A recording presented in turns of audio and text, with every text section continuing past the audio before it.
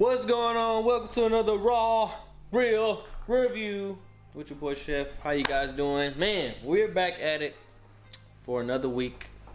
And wow. Marvel has just outdone themselves once again with this phenomenal episode of What If. I am joined by Miss M. How are you doing, Miss M? Still in shock over that episode. Yeah? Yeah, that was, I ain't gonna lie, that episode kind of caught me off guard. I mean, I was, like, seeing that episode, like, just, and the stuff that was going on made me think, like, holy, like, this kind of went crazy. But without, you know, with every episode, you know, it comes with, you know, it's good notes and it's bad notes. So that's why we're here to, you know, decide and, decide and, talk about what went wrong, what they could have did better, and just our overall thoughts about, you know, the episode. So we go watch the episode on the playback. Hopefully you guys have had enough time to watch the episode, but if not, get the hell off this episode because we're about to spoil it. All right. So what were your overall thoughts? Well, just quick before we get into the you know, nitty gritty. What were your like quick thoughts about this episode so far? I loved it. I was entertained the entire episode. We kind of woke up from a nap. I was like, I don't know how I'm gonna do with this episode, but right from the beginning, it just jumped right into action and for real. Yeah, I felt like a mini Avengers movie the entire time. Thank God it wasn't no episode where it was just like a lot of boring stuff and like sleep. Because I think we kind of had those episodes. I can't even remember. Well, last week's episode was like, to me the party throw, and it was like, But like you just said, this episode was full of a lot of action, like right from the jump. And like it just, you're like, whoa, a little sus. I was a little sus, I ain't gonna lie, with some of the stuff that happened. Really? But wow, it was definitely crazy. This episode. I have to ask, are your socks still on? Okay, my socks were, you know, getting blown off a little bit, but you know, they weren't like just not yet, but they were, you know, they were at the cusp of like, you know, some they were at the cusp of getting blown off. So my man Aaron says, yo, what's going on, my guy? How you doing? How you living? But yeah, let's talk about the episode. I think it was interesting. Well, some more of the episode. I think it was interesting that they used Natasha and Hawkeye as the lone survivors. I was gonna say, what are your thoughts on that? Well, I mean, I think it was cool that it was like two like humans, two underdog humans. Yeah, leading the revolt or whatever. But I'm not gonna lie, I'm kind of tired. Like, this is another episode where we're seeing Iron Man, yet just go out like a chump, bro. Like, do we get an episode where Iron Man is like good? Or just like the disrespect to Iron Man. Jesus Christ. Like, honestly, we haven't even seen Captain America in none of these what ifs either, if you thought about it. Kind of. Did you catch later on in the episode where Ultron's like going through the different universes and Steve Rogers being sworn in as president? Yeah. I thought that was pretty cool. I thought that was interesting. That was a weird universe. Right? Can you imagine? But yeah, we haven't seen like any real like Captain America or like Iron Man since this whole what if, and I was like, I'm just really tired of the Iron Man disrespect, man. Like, Iron Man has got disrespected so much this season. Like, we gotta shift to a new character next season to pick on next, because like Iron Man just, god dang, like they've been treating Iron Man like he ain't nothing, man. Like, zero respect, just wiped out. But I thought the animation on this one was like really good. I ain't gonna lie, this is probably the best animation so far. Like, just like how you just said, like from the start of the episode, you already into what's going on. You're like, oh shit, like you know. And it's like, this is probably the best episode as far as like action goes. Like, cause there's a lot that went down, and like I ain't gonna lie, the whole Watcher versus Ultron battle was cool. But we ain't gonna get to that yet. We ain't gonna skip ahead. But you guys let us know in the chat some of you guys' favorite moments from the episode if you guys have watched it. But yeah, it was a very interesting set of characters they decided to use at the start of the episode. Well, for the main course of the episode. One thing that really caught me off guard and I was surprised is actually Captain Marvel showing up. Why is that? I mean, because like for most of these things, like Captain Marvel's never there. Yeah. Or she's there at the last minute. But to see her show up, then him just wipe out the whole planet, I was like, ooh. I was like, that was nasty. I ain't gonna lie, Viz Ultron. That was pretty nasty. That was pretty cold. Oof. But I'm just really getting tired, and like the scene is playing up now. Like I understand the story, but like I really wish, and I'm pausing right here.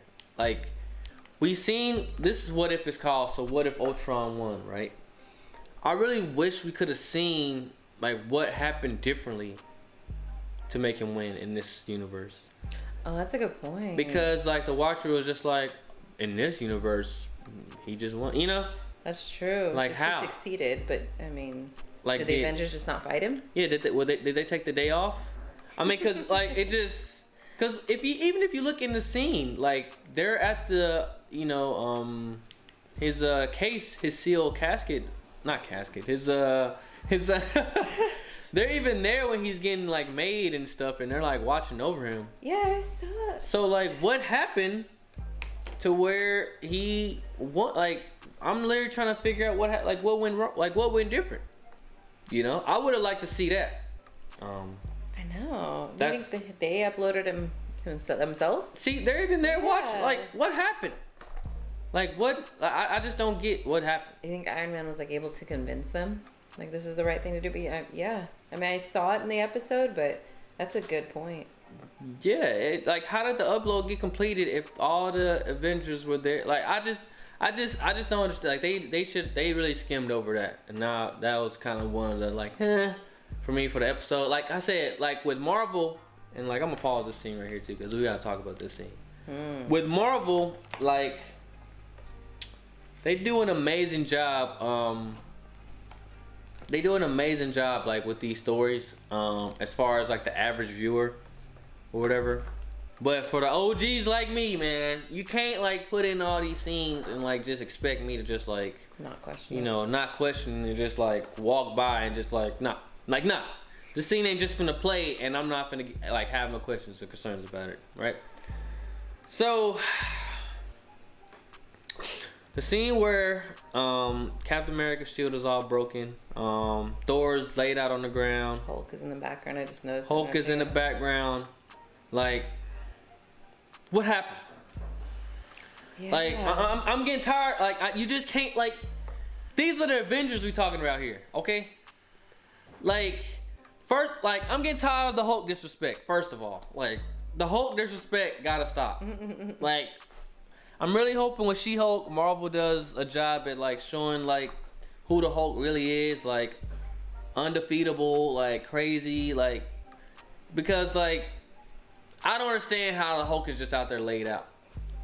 You know, like, I get they want us to see, like, the Hulk, you know, and the Avengers all laid out in front of Ultron, but if the Hulk is laid out, turn his ass back to Banner or something. You know what I'm saying? Because, like, how does the Hulk get laid out? That's true.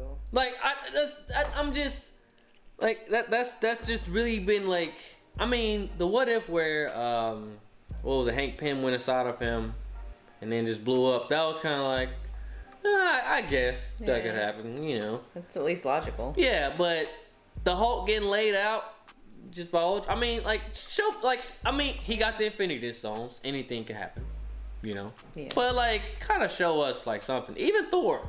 We even saw how Thanos died. Yeah, that was cold. I'm not gonna lie. Right. That was pretty cold. Damn. That was pretty cold. We seen Thanos just lickety split. And then I was like, why couldn't Vision do that in the regular universe? Exactly. He was too in love with Wanda, and just he didn't have no hate in his heart, and like none of that. I think he felt bad after what he did to Rhodey. He's like, you know what, man, I got to chill out with my powers. That's true. Remember when he shot Rhodey? Yeah, out of the sky. Yeah, on accident because he was in love, and he was like, dang, I never missed. So maybe like he was dealing with all the love and stuff. That's a horrible thing to pin on love. Yeah, that's pin it all on love. Yeah. Way to go, Marvel. Mm-hmm. But yeah, man, just like all the Avengers laid out, and then Tony is the one that's like, oh, you know, it's just like, it's I don't know, man. Like, what did Vision do to all the Avengers to KO all them, and Iron Man is the one that's still up like, you know, you can't do that, you know. Yeah, that's true. Like it's just too much for me. It's that like I said, anybody could have watched this and like went past it and looked over it. But if you're like a real like Marvel like OG fan, you thinking like, you know, yeah, it just like, But what do you think like about that whole scene? I think they could have spent the extra or given us the extra 3 to 4 minutes to give us a few scenes as to why or like how that fight went down. I would have been curious to see it. I mean, and some people are probably like, we saw a whole 2.5 hour movie of him versus the Avengers. But I mean, obviously he didn't win in that one. Like you were saying, you'd want to see how he won. I would have wanted to see it. I mean, because we see he has Vision's body, so like I guess that's the reason he's winning. Because Vision is made of adamantium and not adamantium, vibranium. So we see that. We at least see that. But it's just, I don't know. If Vision was this cold this whole time, why wasn't he the cheat code like this whole time? Like Vision literally got introduced to Age of Ultron. It's like, oh man, you the most like OP person in the universe. And then the next movie, like, all right, we'll just hold you on the side. We'll use you when we need you. Yeah. You know, because by the time Infinity War came out, like Vision was pretty much useless. I ain't gonna lie. Like once again, he was in love in Paris and Rome, and then all of a sudden, what is it? I can't think of the name. Somebody in the chat help me remember the name. But what's his name? Just stab him in the back, like just get his ass. Yeah. And then he handicapped the whole Avengers Endgame. Like he handicapped. You know what I'm saying? Yeah. So if Vision was this powerful the whole time, I hate seeing like, why do we have to see it now? Like we could have used this a long time ago, Vision. Like, you know what I'm saying? Maybe the only difference is he had all the Infinity Stones here. I wonder if obviously his power would be much more elevated. Yeah. But I mean, I don't know. It just calls into question how powerful the Mind Stone on its own was versus all the Gauntlet. You know, a good question I got. Thank you, Joe. You said approximately midnight. A good question I got. Thinking about this now, right? So this whole time, Vision was strong enough to use the Infinity Stones with no problem, because like with Thanos, it took some stuff out of him to use the anybody that used the stones. Well, what's crazy? Vision didn't even snap with the stones. Like at all. He didn't even snap. He just doing crazy shit. You know what I'm saying? Well, he didn't. He destroyed the gauntlet thing. Who, Vision? Yeah. Remember he burned the gauntlet to get the stones out, and then they like came to him like on his whatever. Yeah, but he hasn't so with Thanos, he's been like, he snapped and like got rid of universes and restored half the all that stuff. Well, Vision, this motherfucker just literally just doing whatever he want. He getting creative as hell with the stones. He like, you know what? I'm not gonna snap and risk my robotic life for half the universe. I'm finna just use one stone at a time and just travel multiverses, kill watchers, and like Vision is doing some real crazy. I mean, I guess since he's a computer, he's like smarter and like can do all this. Terminator. Yeah, just do all this other stuff. But my question is, right? Well, I guess the Avengers didn't know at the time, but if Vision can do all this stuff with the stones, like, why wasn't that the original plan to go back and like find a Vision? Yeah, and find a Vision or create Vision again, or just, I don't know, like go back in time and like get that Vision to come back and let that Vision use the stones and like, I feel like that will save a lot of stuff that's going on. You mean in this timeline or in the Avengers timeline? So you remember on the Avengers Endgame, when everybody when they went on the time heist or whatever, right? Like they could have went on that same time heist and got a Vision from the past. Because I understand Vision was dead in our current sacred timeline. But why couldn't they go back and get a Vision and use that Vision to use the stones? Did they even have the stones, all of them at that point? Thanos still had them at that point. Did they? I thought so. I don't know. I think they when they went on a time heist, that's when they had all the stones. Remember? Because that's when they went and collected them all. Yeah, and that's when Hulk was like, "I'm the one that gotta do it. I'm the only one that's strong enough." Like, why didn't they just go back and get like a Vision and have him do it? Because it's so easy for him to use the stones on this What If. I wonder if they just didn't know what the powers were, like how powerful or that he could even do that. I guess so. I mean, I guess that's what I hate. Like Marvel could easily say that, like, oh well, they didn't know about that at the time. Like but it just seems so like the way he's using them in this episode, it just seems so seamless. That's what I'm really trying to get at. John said they didn't have enough fuel. They didn't have enough fuel for. I mean, like, I guess it's what is it? The pitch meeting guy says barely an inconvenience. Yeah. So that they didn't have enough fuel that day, but they seem to have everything else that they can just think about and get. But that was my initial complaint about like when the episode was going on. I'm just like I'm tired of Hulk disrespect. Like we talk about Hulk and Thor. You know what I'm saying? Just literally just getting laid out. People want to see that. Right. You know what I'm saying? Or see how. You know what I'm saying? So that was like one of my biggest complaints about the whole episode entirely. And then Marvel only gave us 30 minutes. This one could have, I feel like, went longer. I would have been okay with longer. Like, give me an extra 8 minutes. This could have been a 35-minute, 40. This could have been a whole movie. Cut the Troy one in half. Not Troy, what's his name? Thor? Yeah. Cut that one in half, and it's like, give me 10 more minutes on this one. I swear. Shoot. Like, really. They really could have did that. That's just crazy, the nukes. Yeah. Oh, my God. Yeah, Vigiltron was going crazy. I'm not gonna lie. It was crazy to see Thanos just come in and just sliced. Right. I was like, wow, like this Vision is not. He don't even care who this dude is. This dude literally teleported through a portal, and Vision looked at him like, give me that. Nope, you're not saying that. He's like, that's cool. I need that. And man, they really showed like. This to me showed the real power, for Vision. This episode showed me how powerful like Vision really is. Mm-hmm. You know what I'm saying? And like I said, the animation and just the drawing was just like really good. God. Like on this episode, like they did a really really great job. They really did. I mean, they took their time on these animations and these fight scenes and all of it. It's top notch. I mean, it is Marvel, it's Disney. Yeah. I get that, but damn. It's impressive. We got any chats? John was going back to the conversation we had. They really didn't have enough fuel. They only had enough for 1 or 2 trips. When they lost the Tesseract, Loki, Iron Man, and Cap went to a place to grab the Tesseract and more time juice. I think it's called Particles. Okay. So thank you for that, John. But I guess you can use that as an excuse, as far as why you just can't get another Vision. But I mean, the one thing I thought about with this episode, like, just imagine, like, this is one Vigiltron that did all this chaos and damage, right? And like, we're kind of lucky. I mean, based on this episode, we're kind of lucky that this is the only Vision that made it, because like Kings. Yeah, because with the Watcher struggling against this Vision, or Vigiltron, just imagine if in another universe, another Vigiltron made it. You see what I'm saying? Like the Watcher, bruh. You've been on your shit this whole season, and you let Vigiltron come and mess your stuff up, bruh. Like, really? Like, this is crazy. How long has the Watcher been up there? Like, all of eternity. And you let one dude in one universe come and just mess everything, including your job. Yeah. Like, this was crazy. I'm not gonna lie. I'm not mad at it. I love it.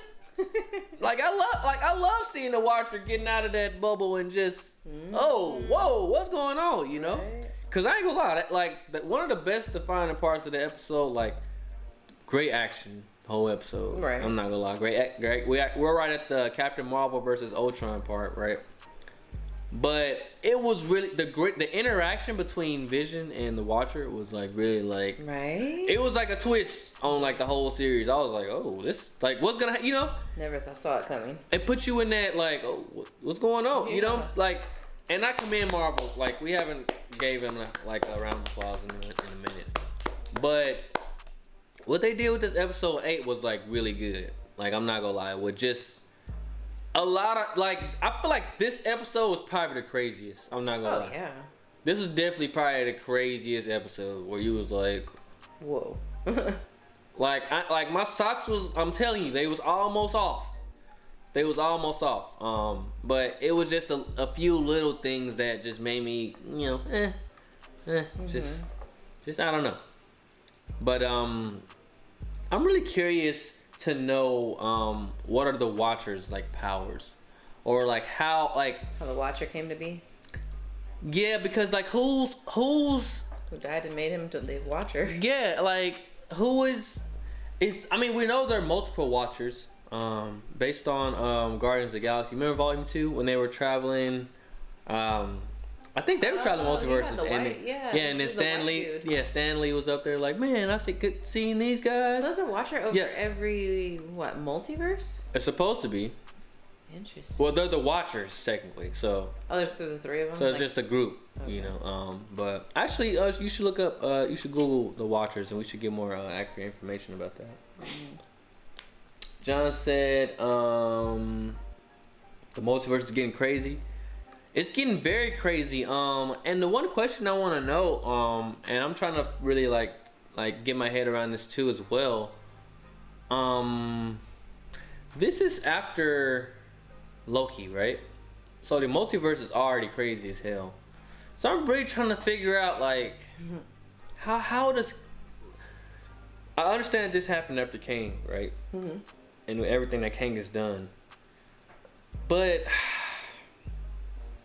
we really got to see next week's episode, because I'm trying to figure out how this all ties into everything that's going on, because this has to. Like this just with the way they've gone and like how things are, this has to like tie in with like the movies and like how everything is like. You think so? About to transpire. Oh yeah, because like this show is going off at a conveniently good ass time. Because when does Eternals come out? November 11th, I believe. November 11th. Okay, so this show will go off next week, right? Mm-hmm. So that's like a month in between.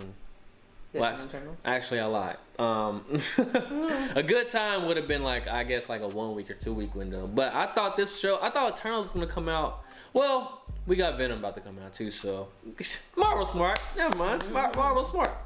But so this show is going off at a good time. Because the week that it goes off, and I believe that's when we're gonna see Venom, unless Venom comes out this week. Venom October 1st. October 3rd. So it does come out next week. Yeah. Okay, so that's great. I mean, Marvel. Week. Oh, this week. Oh no, wait. October 7th. October 7th. Okay, gotcha. Yeah, so they're doing a really good job with pacing and timing and stuff like that. And like even the Watcher said, like, man, I want to help them, but I can't. Bro, at this point, just do it, bro. You just gotta do it, bro. Like, and now I think we really need to find out who's over the Watcher. Like, who is the one that's telling him all this stuff? Like, you look, bro. Like, you can watch, but you can't do nothing. Because apparently that's messing him up. And the dude that's above him telling him this ain't nowhere to be seen.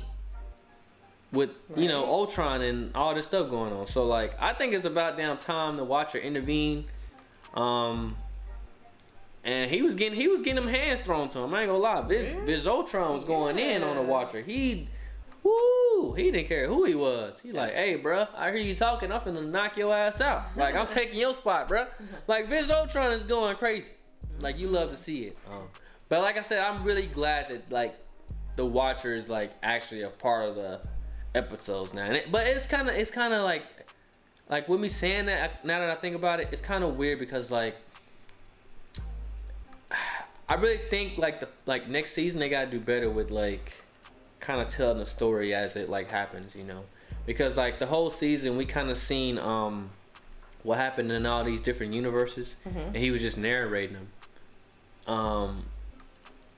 I don't know how they're gonna end this show, man, because like even John, he sent us image inside of Discord, or join in the description below, of just a lot of craziness happening, especially with like Pepper and Shuri teaming up. Like how does that all tie into like, oh, that's true, like what the hell is like about like they got like Marvel really gotta top themselves with this ending, like, and because there are so many unanswered questions, like with everything that's going on. So I just we gotta see how this all like ends, to be honest with you, because it's some crazy stuff going on. You think we'll get like an hour episode next week? Mac, please. At this point, like, I'm asking, please, like, can we please get that hour episode that we've been waiting on this whole time? That would be an amazing way for Marvel to send us off, man. I ain't gonna lie. Do I think it's gonna happen? Probably not. Yeah. I think we get like a 35-minute ending, you know. But I don't know. But I mean, like we said earlier, the character selection was pretty interesting. It was interesting how they used Zola. They brought Zola back. Right. Everybody's making a cameo. Yeah, everybody's making a cameo. Everybody's bringing their OG voice back with the characters. I love it. Except for Ultron, I was telling you, I wish James Spader would have done the voice. I just think his character was underwhelming in this episode. Yeah. Do you think it was just because of the voice, or do you think the story? The writing. I don't know if it's the same writers that did Ultron. I just feel like he was more, eloquent. More just wittier and more eloquent, and had better lines in the movie. Versus here, it literally felt like he said, I'm looking for peace. It's my purpose, to bring peace to the planets. And like, it just sounded very robotic. I wasn't a fan, but I mean, he did fine for this episode. John W. says his prediction is coming true, but no Stan Lee cameo. Heartbreak. What was your prediction, John? Let us know in the chat. Remind us. He's been predicting a lot of stuff actually lately. Shout out to John. But I think it was interesting also in this episode where we seen Clint do his sacrifice himself. Right. For Natasha instead of the I think that kind of made me like, oh yeah. I was like, dang, man. That was interesting to see. But what another cool thing that I seen, and I don't know if a lot of people caught it, was Natasha using the Red Guardian shield.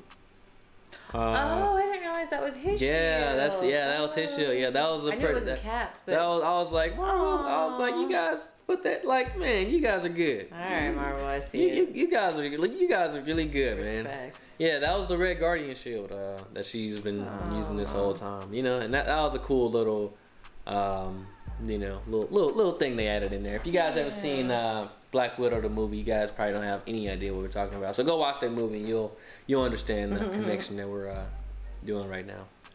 But man, they really got to top themselves with this episode. With that, like, I don't know, man. Like, it's like, to you, what do you think was like one of your favorite moments, like, throughout the episode? Throughout this episode? Yeah.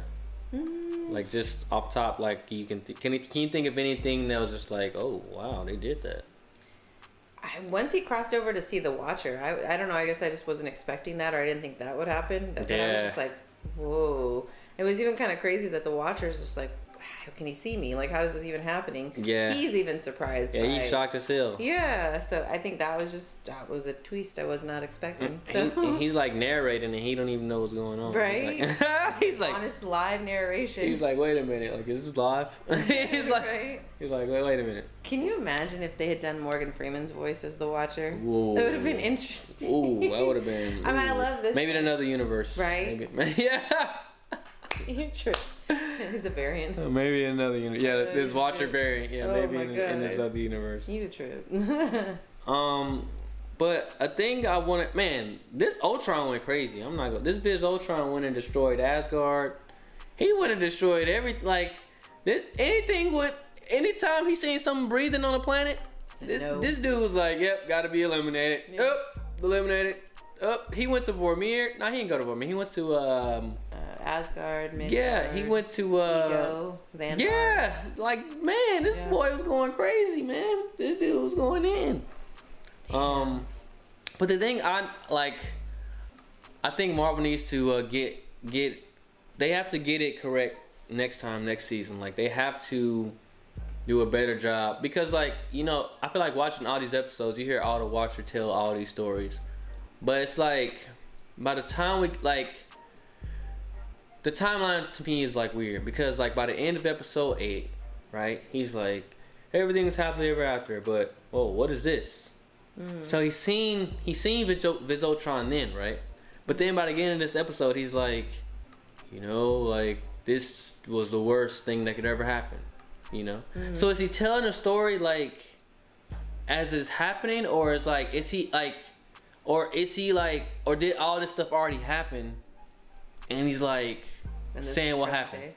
Yeah, because like at the beginning of each episode, he's narrating what happened in each like universe, right? Mm-hmm. So by the end of this episode, like, is this something that already happened, or is this like currently happening? You know what I'm saying? This episode, I feel like it's all present day when it goes through, and then like now this is obviously like present day. Okay, so you think by the 9th episode he won't be narrating, and we'll I don't know. Like that's what I'm trying to get at. Like, is he like did all this stuff already happen, and then like we're seeing it like the story, or like I think next week's episode is gonna tell us like what's going on. Like, well, yeah, I hope so. I mean, it should, you know, because he still shouldn't be narrating if he's actually like, you know, really going through the stuff. Like, if it's, you know what I'm saying? That's true. Like, that's what I'm trying to figure out. It'll be a whole different. You think it'll be a whole different episode? Like, it won't even follow that. I mean, unless he's telling the story that already happened, then like, it shouldn't. Like next week's episode, he shouldn't be narrating, unless like all this stuff has already happened. You know. That's true. So we'll see. We'll see next week. I wonder if each season they're gonna do like a different watcher. I think they should. That'd be kind of an interesting concept. I mean, I'm interested to see like what the concepts are gonna be after this season going forward, because who knows what's gonna be going on next year in Marvel. You know. There's a whole lot. So they're gonna go like crazy like with the next season, especially with the new movies that aren't even a part of this whole what if season. Like they're gonna go crazy. Exactly. John W. said his prediction was Ultron concurring universes and the Watcher assembling the team in the finale. Yeah. I mean, I think from like all the promo clips and stuff like that, we all seen. Great prediction, by the way, John. We all seen like all the multiverse heroes coming together, but we just didn't know like at what scale or like at like what was really going on that would cause this. So like now that we see Ultron is like super OP, this dude is even going up against the Watcher. He don't like, right? He's going after everybody. You know what I'm saying? I think it's like that. I think Ultron to me, like I asked you, what was your favorite scenes in the show? To me, Ultron and the Watcher whenever they was going back and forth, that was like my mouth was open the whole time. I'm like, what the hell is going on? Right. Because this is crazy. Like this, like they, like I say, they like even when they were battling, right? Ultron and the Watcher. And the Watcher was getting smacked around like he ain't never got hit in his life. He like, whoa, what's going on? You seen them going to like different like universes and like cool. That was cool as hell. I'm not gonna lie. That was so, oh my God. I was like, man, this is like, they did their thing with this episode. I'm like, man, like, woo! Like, they did their thing. Like, we've been hard on this what if, like, for the past few episodes, but.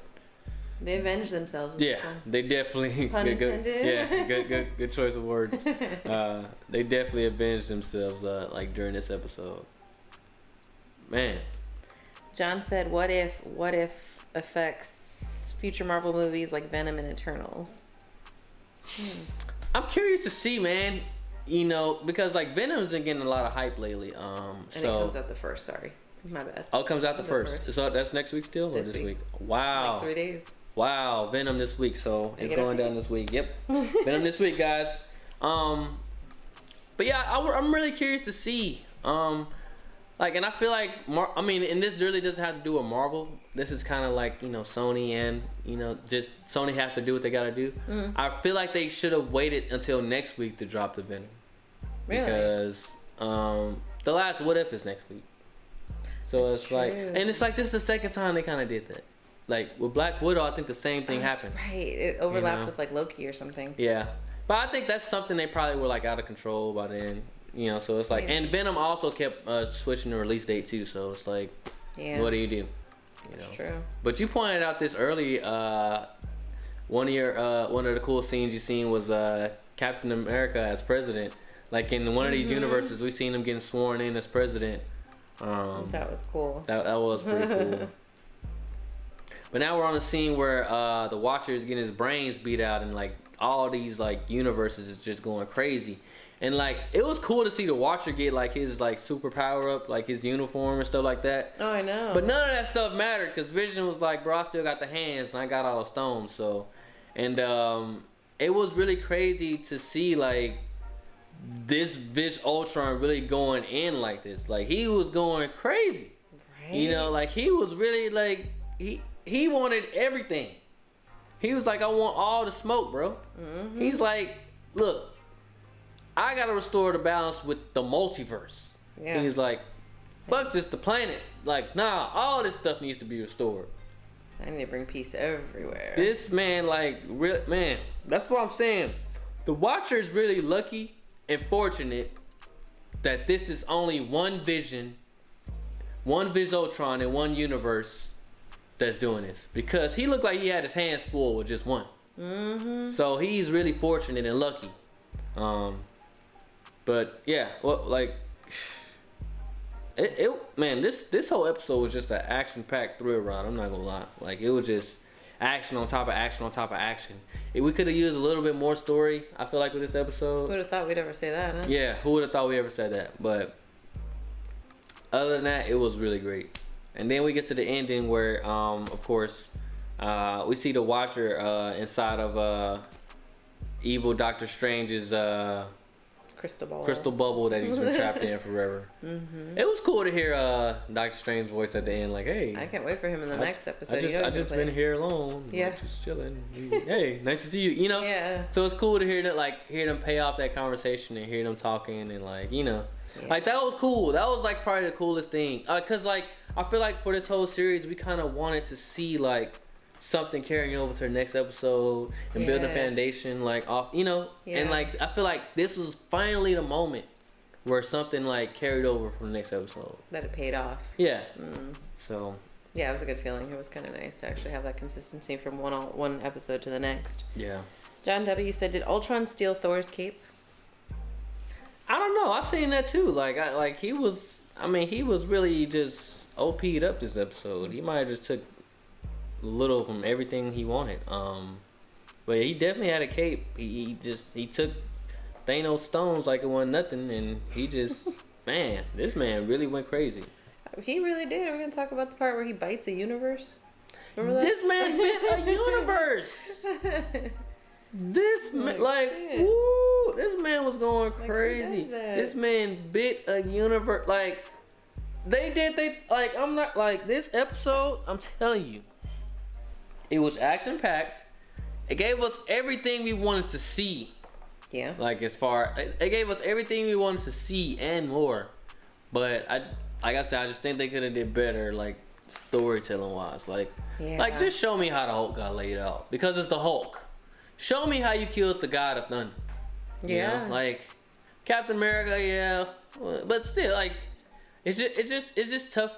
I think Marvel did this to us. Mm-hmm. Like it's just tough for us to get over seeing all of our Avengers that we know and love. Yeah. Just like all laid out. That easily. Yeah, and then we got Hawkeye and Black Widow. No disrespect. Yeah, but like, come on, like these guys, like. And what ifs, like, we literally see all our heroes just getting laid the hell out. Like, it ain't nothing. I know. Like, are they that easy to, like, lay out? Like, are they getting lucky for real? Like, are our heroes getting lucky and, like, are just in the best universe? Because in all these other universes, they just get laid out like, oh, this happened. Yeah, it's this like, happened. Why do we have Avengers? This happened. He got sick and, you know, he died from the cold. You know, like it's just like the most randomest stuff is happening in these universes where it's just like our heroes, the Hulk sneezed too hard and he died. Like it's just zombie invasion. You're the first ones to go. Yes. Like what's really going on, man? Yeah. John W says crazy how Strange asked for the Watcher's help and now the Watcher is asking for Strange's help. True. I mean, I think it's definitely a good way for Strange to redeem himself because we've seen what happened. To Stevens. I'm not gonna call him Doctor Strange. Like I gotta call that man Steven. It's really interesting to see what happened to Steven's universe and now. I mean the Watcher, do you feel like this was his fault, the Watcher? Like just watching all this happen? It depends on what he swore to. I mean, if his oath was to let things happen, I mean, he had to do what he had to do. You don't know what would have come down on him, I guess, if he had intervened. But I was just thinking, too, when John W. said that, like, what if they did a whole, another twist within a twist and had, like he said, Doctor Strange, you know, now the Watcher needs his help. What if Doctor Strange is like, well, no, you didn't help me. Yeah, you know, and let the universe burn. What do I care? I'm stuck here in my purple cube. Mm-hmm. I mean, purple sphere. Yeah. Globe. Yeah. Be an interesting concept. I think it's really gonna be interesting. I'm really interested and curious to see.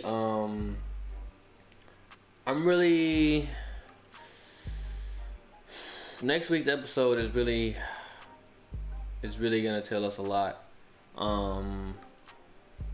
And I wonder if Venom is really gonna. I mean, I don't know, because I don't know if Venom is gonna be dealing with this whole multiverse stuff that Marvel has going on right now.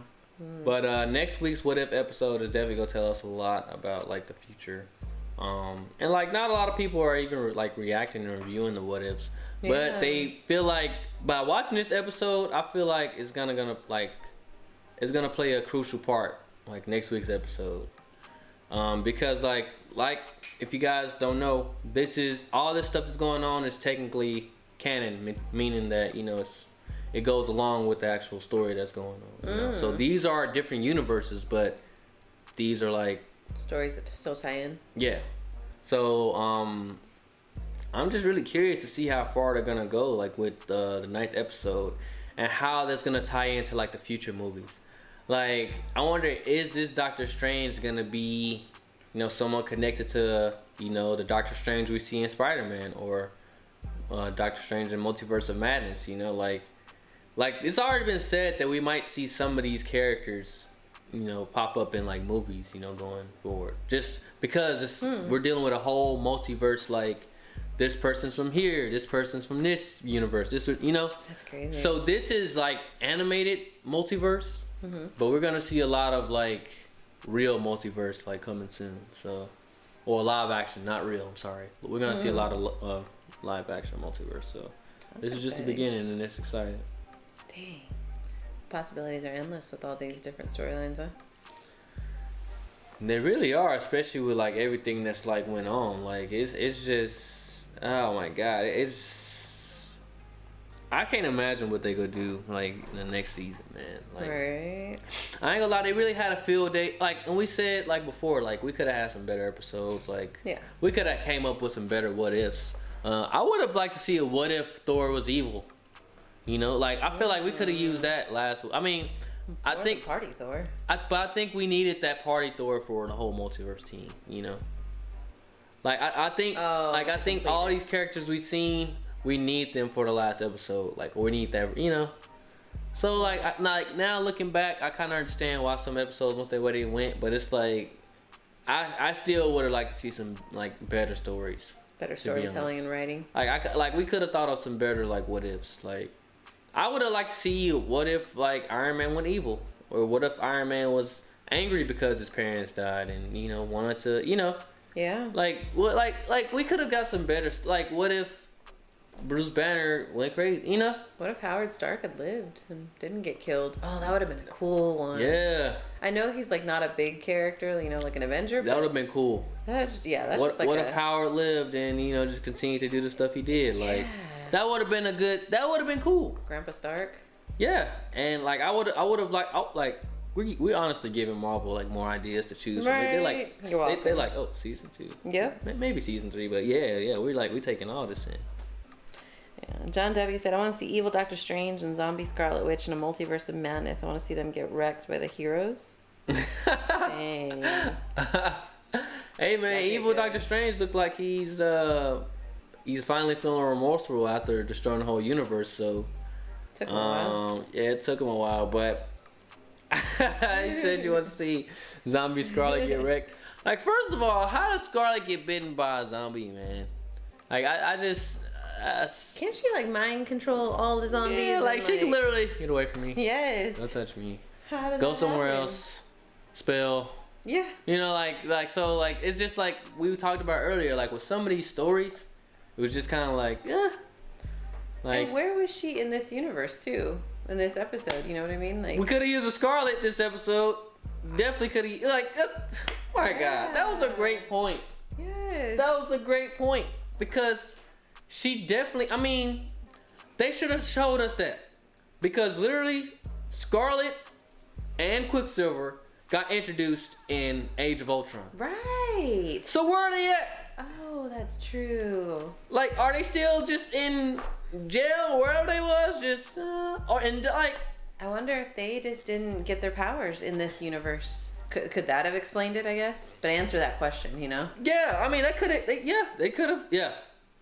But because like we already know what Scarlet like, nothing's finna take her out. Like just.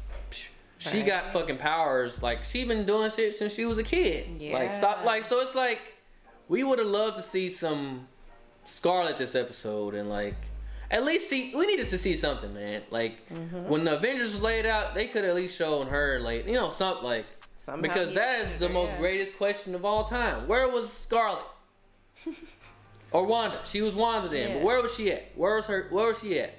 Yeah. You know.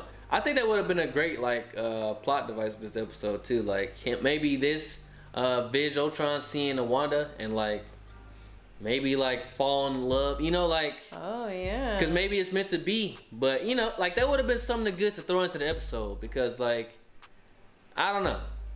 I don't know. John said she could have mind controlled the whole army and made a safe haven. Now that y'all bring it up, yeah, that I don't think anybody thought of that. Look at us. You heard it here first. I mean, we're just here to help Marvel get better at the end of the day, you know what I'm saying? Because it's just there's just so many things that just we need answers for. And honestly, this kind of like, you know what kind of dooms Marvel in a way? Because like we see all these what ifs, right? And like this is all basing like the stories on what happened in the past. But Marvel continues to give us movies about the past, like the Eternals, right? Yeah. So the Eternals technically is in the past, but is dealing with, I guess, a week after Endgame, whatever, right? So you telling me the Eternals was here during this whole time? And couldn't intervene? Yeah. They have some kind of rules from the trailer. Some kind of rules. Who's making these rules, bro? Yeah. Like give me a picture of this man. Who is it? Like I don't have a problem with like all the stuff that's going on in these what ifs, but like it's putting more pressure on Eternals when it comes out to be like, really, bro? Like y'all seen all like in all these universes y'all had to be here, so that's not an excuse. Right. That's not no excuse. Like it was Eternals everywhere for thousands of years, but y'all was just in every universe was just like, I'm good. We can't interfere. Yeah, like not now. Oh my God. Right. Oh my God. Avisk said, "Want to be like Huz? Can you bring some paprika to Ultravision?" Ultravision. John said, "I think their boss is a Celestial. They don't want to get in trouble." Man, ain't no Celestials and what? Like, do y'all see this man, Viz Ultron? He don't care about no Watchers, no Celestials. He don't care about none of that. So I don't want to hear who's the like. Is he more powerful with the mind, with all the stones? Than Celestials? He could be. He could be, but this kind of confused. Like, and I'm not gonna lie. And maybe somebody in the chat can help us out with this. How does this all tie in with like the TVA and the whole Kang like construct of it all? Where was the TVA during this whole universe? In these multiverses, like, does some form of the TVA exist? I don't know. I'm wondering if the TVA is like dismantled. I mean, just the way like it was kind of in ruins when Loki ended. Obviously, I'm wondering if these are all. You wonder if there's no TVA. Yeah, does the TVA not exist? That's a great point. And none of these people would know it because they're not out. Well, even if they are outside of whatever their story is supposed to be, or they're creating Nexus events, but who's gonna come stop them? TVA's up in arms, upstairs. So what you're saying is it allowed this to all happen. So since there's no TVAs, all this stuff is going, or we're seeing what's happening. You've seen the repercussions of there not being a TVA or a working TVA. Wow. So I'm still really curious. Like, where does Kang fall into all of this? Like, I would have liked to see, like, I know it's kind of still early, and Marvel's still kind of trying to like tease us and like say, you know, we go sprinkle this in and that. But I would have liked to see like some kind of Kang like reference, like in this show, and like in any episode this season. Like, I would have liked to see like a statue, you know, just something that's kind of like, okay, this is still going on in the background, but like, don't worry about it, you know. They got one episode to do it. Yeah, because cool. yeah, I think from watching Loki and straight to watching this, I feel like you like Marvel, you have like just show a Kang helmet or something. Like, just like we don't need Kang to show up in none of the episodes like talking but just show something that references like this is still going on. Like, don't forget about it, you know. So I'm really hoping that they do that and like they pay us off with something, because he hasn't gone away. Right. Like, and I just want to see his presence in like some of these like universes going forward. So that's I think they should. John says, I think the TVA is just dying out because they can't handle these new threats, I'm assuming. Yeah. Vizek said, TVA exists in one secret timeline, but here this is happening to a different universe maybe. I didn't realize that. So it's only in the one timeline that the TVA exists? The TVA is only... Well, so the TVA was in charge of managing the sacred timeline and to make sure, like, none of these branch realities, like, clashed and, like, you know, made... Because, like, the sacred timeline was the main timeline, from my understanding. And, like, to answer the question that we asked earlier, there are multiple TVAs in different universes. Because at the end of Loki... We seen them go to a whole different universe. They didn't recognize him. Yeah, and it was a whole different TVA running things completely differently. That's true. So there are TVAs in these different universes, but we haven't seen like, or we haven't seen or heard from any of them. That's what I'm saying. Like, I think we need to see, like, being that we know that there are TVAs. I think we need to see something like something a Kang reference, something. I mean, I feel like with the animated show, like, we could easily could have got like a Loki reference, or just like, you know, just something, like we could have got like a building from, like, just something, you know, like give us something that connects this, because like we're seeing this because of Loki. That's true. So I just, let's get some. I don't know where they're gonna go with this last episode, honestly. I just can't wait to see. I can't wait to see. What were some of you guys in the chat's favorite moments from the episode? Let us know in the chat below. Vizek agrees with you. He says Kang will show up maybe in the last episode. That would be kind of cool. I think that'd be a really big deal if Marvel does that. Like, just show us something. Like, I'm not even asking for him to be there for more than like 5 seconds or just 10. Like, just show that his presence is felt, because like they're lining him up to be like, you know, this powerful conqueror that's seen it all and like knows it all. So if like that's the case, like, it's time to start sprinkling them seeds, Marvel. Y'all know how to do. You know what I'm saying? They did with the movies.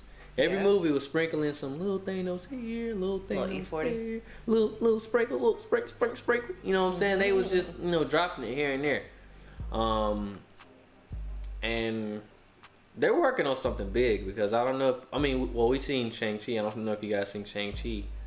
And there's some like, just, I'm really surprised with these what ifs, like some of the ways like they went, because like we seen them kill off like a lot of characters, so it's like they didn't even care. It's so crazy to see like our favorite characters and stuff getting killed off, and then going back to watch like the main Marvel universe and like, oh, you guys are still all right. Oh, yeah, that's this didn't happen to you guys. Oh, all right, you know.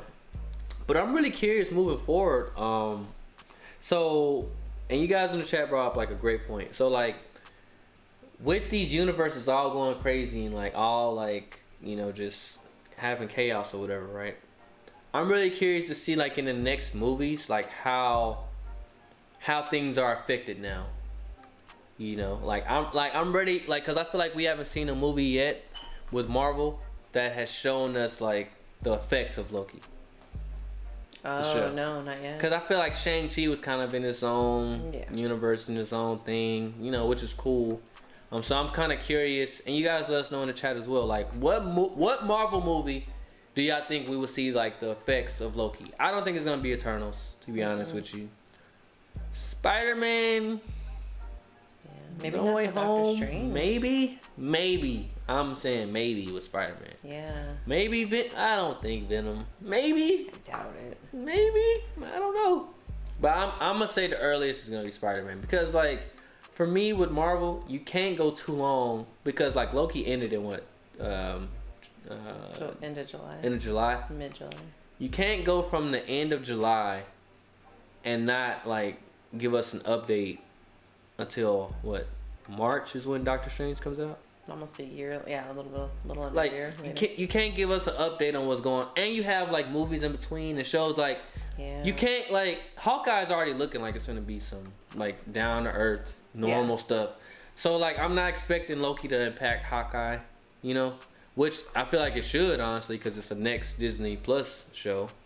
But maybe we'll see. Who knows?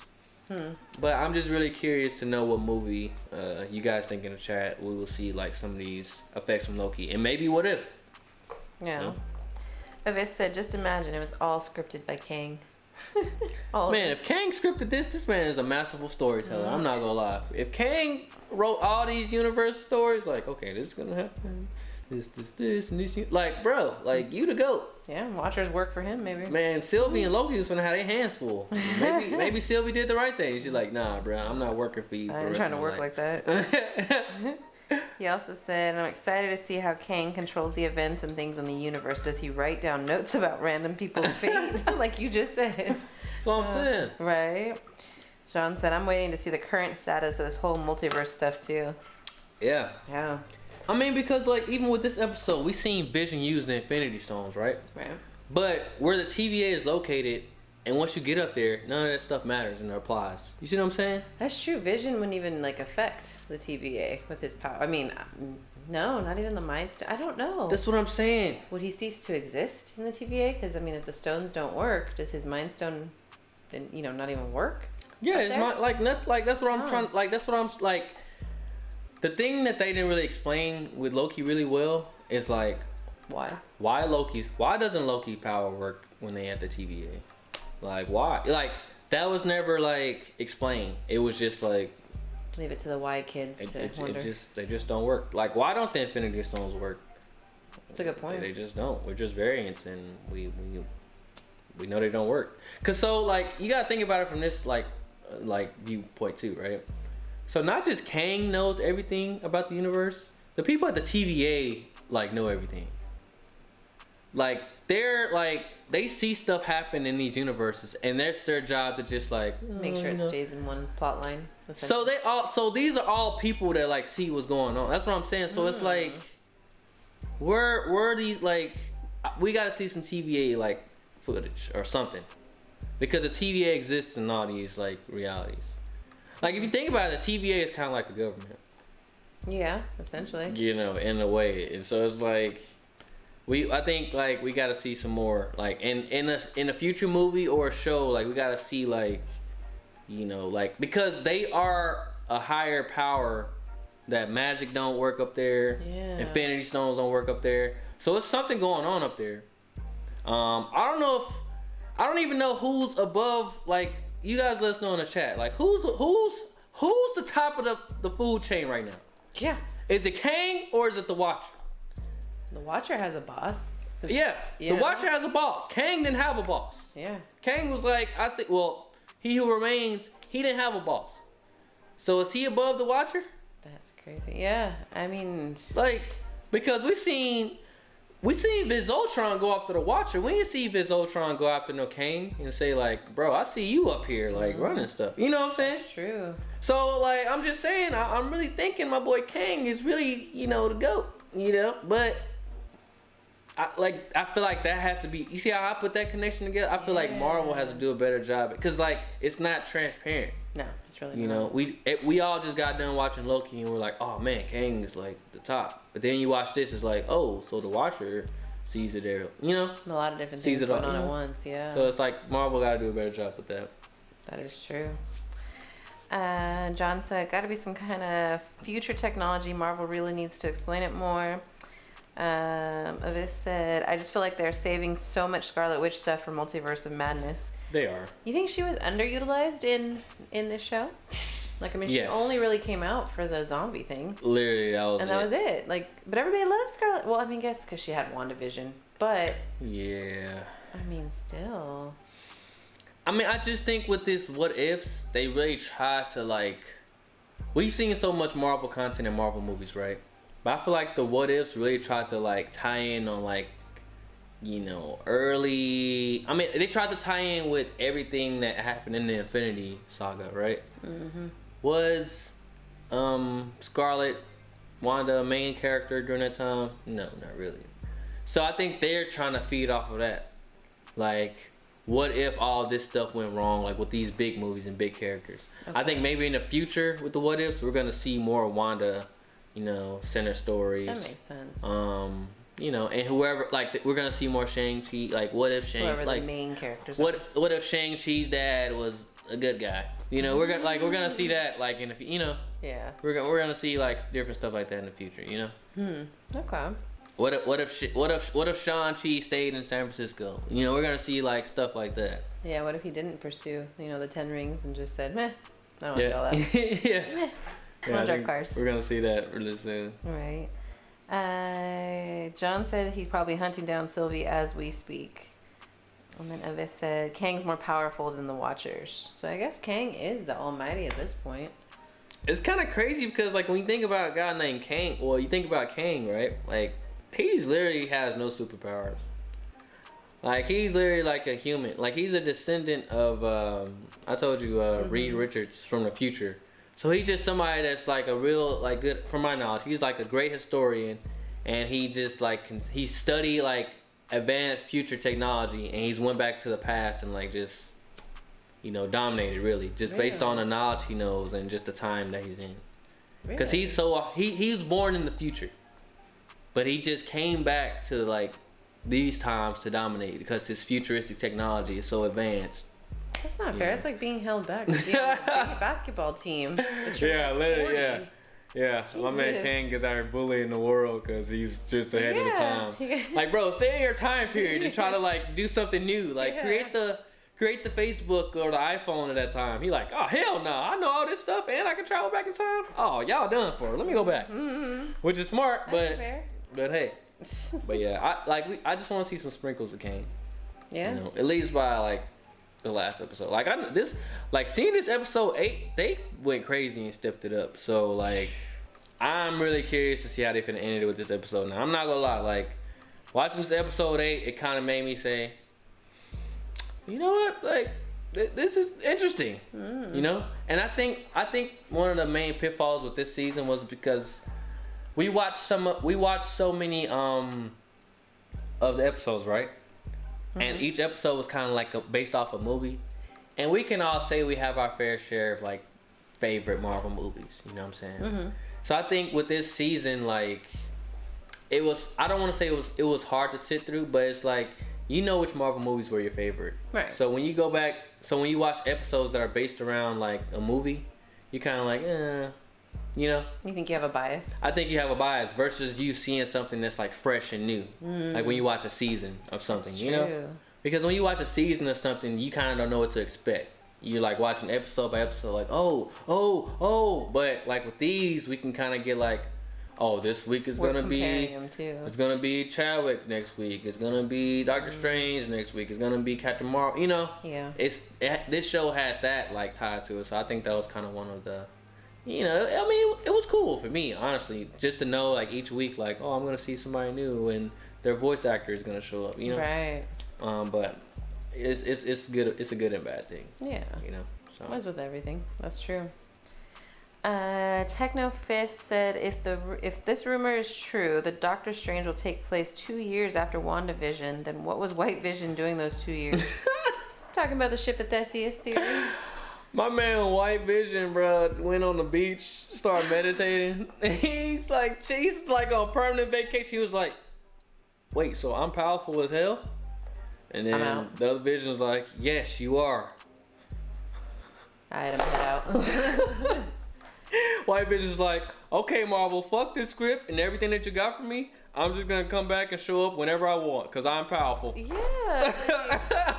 Where is White Vision? That was That's literally what happened with White Vision. Like White Vision has literally like snuck and like disappeared like behind everybody's eyes, and like nobody's thinking about it. Like literally, like I swear, like White Vision like came out at the perfect time because like WandaVision had all this stuff going for it, and we didn't even know there was gonna be a White Vision until like the episode before last. Right. So on the last episode, he came, did his thing, and was like, "Oh, I'm out." And by that time, it's already the last episode, so nobody's gonna question it because like we already got Falcon and Winter Soldier, then we got Loki coming up. So it's like we've been focused on all this other stuff while White Vision just been like chilling. Yeah, just been chilling with his feet up, just like permanent vacation. yeah. We know more about Ultron Vision than we know about White Vision. I swear, like, man, like this, Marvel really just was like, you know, we just go throw a White Vision in the mix. See how people like him. See if they remember him. Yeah, we just go throw that out there. Just, you know, oh my god, that's hilarious. Avis said Ultra Vision couldn't feel the presence of the TVA or MCU main timeline or the presence of Kang. That's true. That's true. Yeah. That's what I'm saying. So like the Watcher got to be at a lower tier than Kang, which is crazy because, like I said, Kang is a human. Kang, like, and just like, wow, like I'm like this really has me fascinated just about Kang and like how he's gonna like go crazy in the MCU. I legit want a Kang. What's it called? Show. What's that called? Yeah. Yeah. We gotta get a Kang. Like if we can get a Kid Kang, oh my God, Disney Plus series. Kid Kang, please, Marvel, Kid Kang. And pay your boy Shef once y'all get that up and running, man, because you heard it here first, man. Kid Kang, oh my God, let's see that, bro. Please. That would be kind of cool. Please. You know, how he came to be. Oh, please, let's get that. John said, are there still different Kangs running wild, or is there just that one that took over? So, He Who Remains, actually, he was the Kang that won, and I guess, you know, he got the best out of all the Kangs. So, in, like, every universe, there's a Kang, but we have just yet to see the Kangs. So, if that answers your question, John. But they're teasing us, definitely. And they said, we need Kang, the world needs him. Well, didn't Iron Man, wasn't his stuff based on Kang's research in some part, or am I just mixing that up? No, I think what they're trying to allude to with Kang, I think Kang's stuff is based on Iron Man's research because Kang is ahead of Kang is in the future, so he was looking at all the stuff that Tony Stark made, and he's like, oh, how can I do this better, or you know, how can I, you know, redo this in my time period? So it's kind of like Albert Einstein. We look at Albert Einstein like, oh man, he did all this stuff, like, you know. What if he did a what if where Howard Stark never had a kid? Then Kang can't, you know, do all. Maybe Kang never figures out how to come back in time and rule. We just did a whole new episode. What? Man, they should really did a what if Iron Man was never born. What if he just was a college dropout that didn't care, that just wanted to, you know, not be smart and not be Tony Stark, you know? Yeah. That would have been a great episode too. Man. Like what if like I would have loved to see a what if. I mean, cause like for the what if we got with Iron Man, I ain't gonna lie, that was kind of weak. Like all these episodes with the Killmonger. Oh yeah. Because man, like you can. Like I get Marvel was trying to get like Killmonger's episode, like with Michael B. Jordan and all that, but for him to play my boy Iron Man like that in the episode, it was kind of like Tony wouldn't go for this, man. Yeah. Iron Man would not go for this. Oh, like, come on. Like, I'm glad this is a what if episode, cause it's like, Tony wouldn't go for that stuff that like happened and the what like that was the Tony we know and love. Yeah, it's like really like come on, man. So. I really don't think Marvel would do any of those. It would be lovely for us, like the OGs that love all the Marvel movies before. But I mean, if they're trying to phase out Iron Man's and move in for the new ones, they're not gonna do something like that. But that would be cool. Yeah, I would totally watch that. I want to ask you this, and I want to ask the chat this as well. Like, do y'all think like they're trying to like like really push and like phase out like Iron Man too much? Like, do you think it's like overkill at this point? Like, what do you think? You think they're trying to phase him out too much, or they're trying to give everybody like their last bit of Iron Man love before you're not going to see him anywhere anymore? In any of the Marvel movies, I mean, the shows, maybe they'll reference him, maybe Hawkeye would reference him, but I mean, he's gone. Yeah. I mean, I see that, but it's like for me as a viewer, like I get the point that he's like gone and he's not coming back. But it's like, I just feel like we keep seeing, I mean, maybe it's the what ifs, but like literally every what if he shows up and he's gone. Like I don't know if this is trying to like them trying to tell us like this guy's not coming back. Like in any universe, like he dies in every universe. Yeah. Like he was meant to, like, you know, I don't know if that's Marvel trying to like let us know that, but it's like for me it's kind of been like an overkill. Like, okay, Iron Man's like dead. And I get it. Yeah, like they killing my boy all kind of ways. Like this man has like a 30% survival like percent in every universe. And it's like Jesus, like no matter what. Like my man Tony cannot escape death, like no matter where he's at. Like even in this guy's Iron Man movies, he was battling death. Like the suit was killing him. Yeah. This motherfucker had to overcome the odds and come up with stuff just to save his life from the suit. And then he got the whole universe against him. Like that, like honestly, like after watching these what ifs, the Iron Man in our universe is lucky to made it as long as he's lived. Right. Because according to these what ifs, he wasn't supposed to make it past Iraq. He wasn't supposed to make it past the first Avengers. Any zombies. Oh my, yeah, he wasn't supposed to make it. Tony wasn't supposed to make it. So shout out to Kang. Wow, so what if Kang kept him Iron Man? He had to. Wow. Yeah. What if he kept Iron Man alive like this whole time for the longest he could? You know, to be like, all right. He had to in order to figure out his research later on, in order to come back and be dominant. Isn't that crazy? That's a great theory. Because in all these universes, we seen Iron Man just getting laid the hell out. Like whether he's Iron Man or Tony Stark, he just getting laid the hell out. So. That could be something. Visk makes a good point too. Do you think Tony could upload his consciousness to an AI type of thing like Zola? I mean, if Zola can do it, Iron Man can do it. Yeah. Oh my God, that'd be a cool episode too. He definitely could have did that. I mean, I think Marvel kind of toyed with that with inside of Spider-Man Far From Home. Mm-hmm. Oh, where he was like, you know, with the glasses or whatever, but it wasn't him. It was his AI, but still, that's cool. Though. And even he left his daughter like a video message, like. So I mean, Robert Downey said he's done playing Iron Man, but I think there's an easy way they can bring him back. He could do a voiceover. That'd be awesome. They could be like, he uploaded his content. You know, he could have did anything before he died. You know. Yeah. So. Technofist said this episode is proof that the Watcher's biggest enemy is his mouth, because if he didn't open his mouth, then Ultron wouldn't know about him. Damn. Keep it real, but yeah, you're right. Because Ultron was like, who was that? I hear you. But then he said, I hear you, and he keeps talking. Yeah. What the hell, you didn't hear him? But he kept on with his monologue. Yeah. He's like, wait a minute. That's not part of the script. What you mean you hear me? What? Who are you talking to, bro? Like, this is my story, bro. That's what Ultron said. Yeah. He said, bro, this is my story. Who are you, bro? You don't belong in this story, bro. Seriously. Oh, my God. Wendell from Facebook says, finish watching Ultron Fights the Watcher since Ultron can now see everything. Yeah, that's what we were just talking about. And it's just been going crazy so far. This said, where the F was Phoenix and Celestial level beings in the whole Ultravision scenario? That's low-key what we were just talking about with this episode. Like, Marvel's really gonna shoot themselves in the foot if Eternals like don't answer a lot of. Because honestly, man, I feel like with Eternals, it's a lot of characters they're trying to introduce at once. Like, these are big name, top tier actors, and like, I'm just hoping like they explain like all this, like why in all these universes none of y'all was there to show up. 0 universes.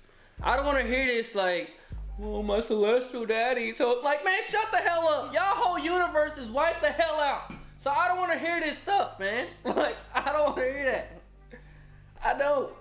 So Eternals, like, they better have a good explainer to why they ain't showing up. Yeah. And they just deciding what battles they want to pick. Somebody had to say it. I'm sorry. That's so true. I'm sorry. You think it'll be a failure of a movie if they can't get everybody behind the movie? It's just like with Marvel, man. They're trying to introduce a new concept, but it's like it's hard to introduce new concepts when you kind of have old concepts like still in the making that you're trying to like.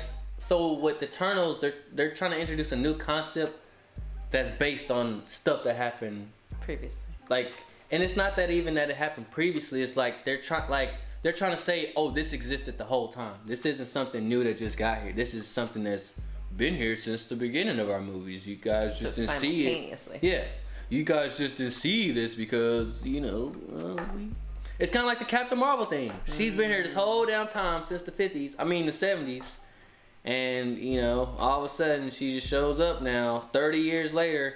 After all this is going on. Yeah, whenever Nick decides to be, it's like, bro. Yeah. Like, come on, man. Like, okay.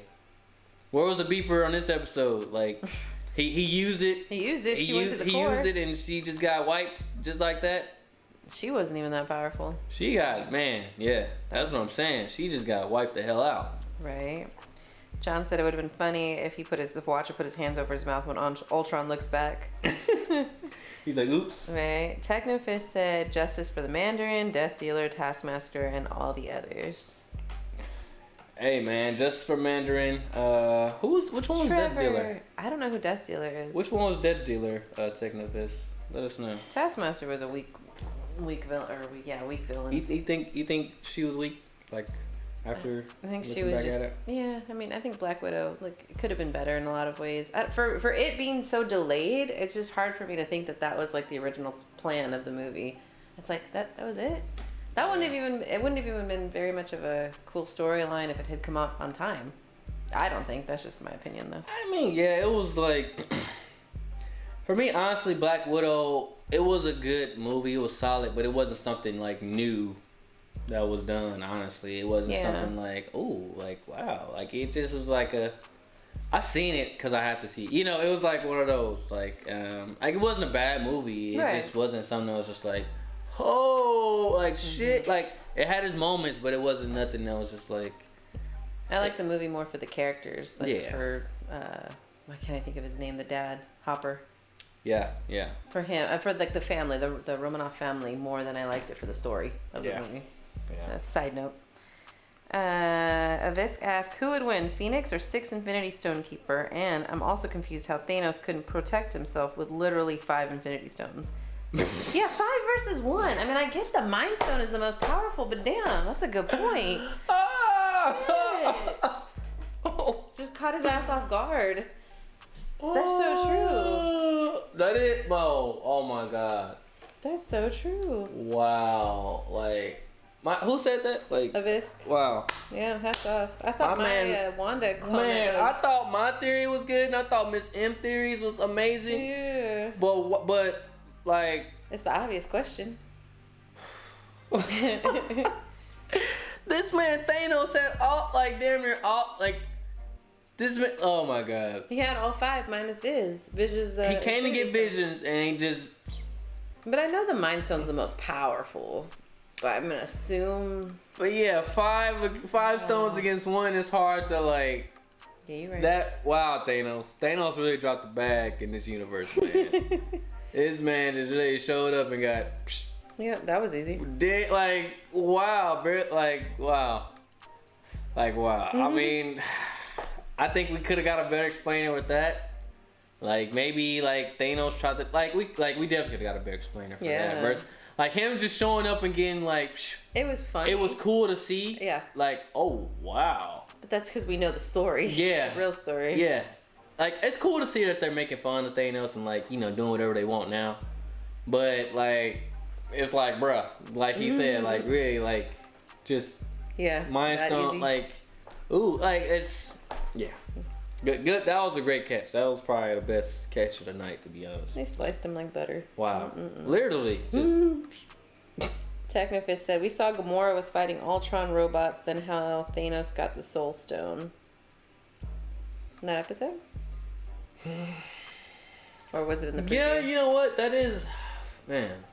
That hasn't even shown up yet. Y'all unraveling like Pandora's box right now because like in order to get the Soul Stone, right, you do have to sacrifice somebody you love. So, like, how did Thanos get the Soul Stone? You think he sacrificed Nebula? She did say her dad. She thinks she heard her dad calling her in the last episode. I mean, like, I guess in all these different universes, we get different versions of Thanos. Yeah. Like, maybe in some universes, you know, Thanos tortures Nebula. Maybe in some universes, he loves Nebula and they're the best of, like, friends. But, I mean, I guess that's a good way you can explain how he got the Soul Stone. But it's like, in order to get it, according to the rules, you got to sacrifice somebody you love. You know, so that's a good... It's another good question. Another good question, man. Avis said Death Dealer was the masked ninja who taught roughly Shang-Chi. Oh, yeah. You know what? I'm not gonna lie. I thought Death Dealer would be a bigger part of the movie. Yeah, I didn't even like... But then, what was it that done took halfway through.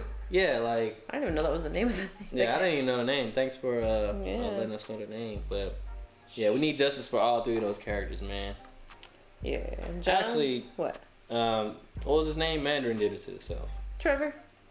No, Trevor was Oh, the real Mandarin. I'm thinking of Trevor Mandarin. That's why. Yeah, you're right. He his did dad do it did to himself. Yeah. That was just him being stubborn. Yeah. John said they should have dropped Black Widow right after Endgame. Damn right they should have. Like.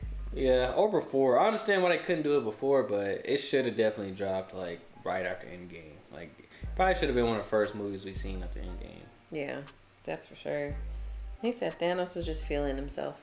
His confidence level was way up, I guess. I think it was. Shit. Because, like, that Vision had to catch him off guard. Vision Ultron, like, just, like, no talking, like, no long dialogue of why I need...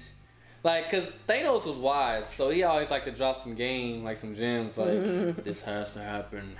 Yeah. The universe. Vision Ultron was like, yeah, shut up, bro. Like, didn't even get a line. He didn't get one single line. Nah. He didn't get one thing, because usually there's like some dialogue like between like a hero and a villain, but when it's two villains, it's just like... Yeah, me first. Like, yeah. Whoever shoots first wins. Quick draw.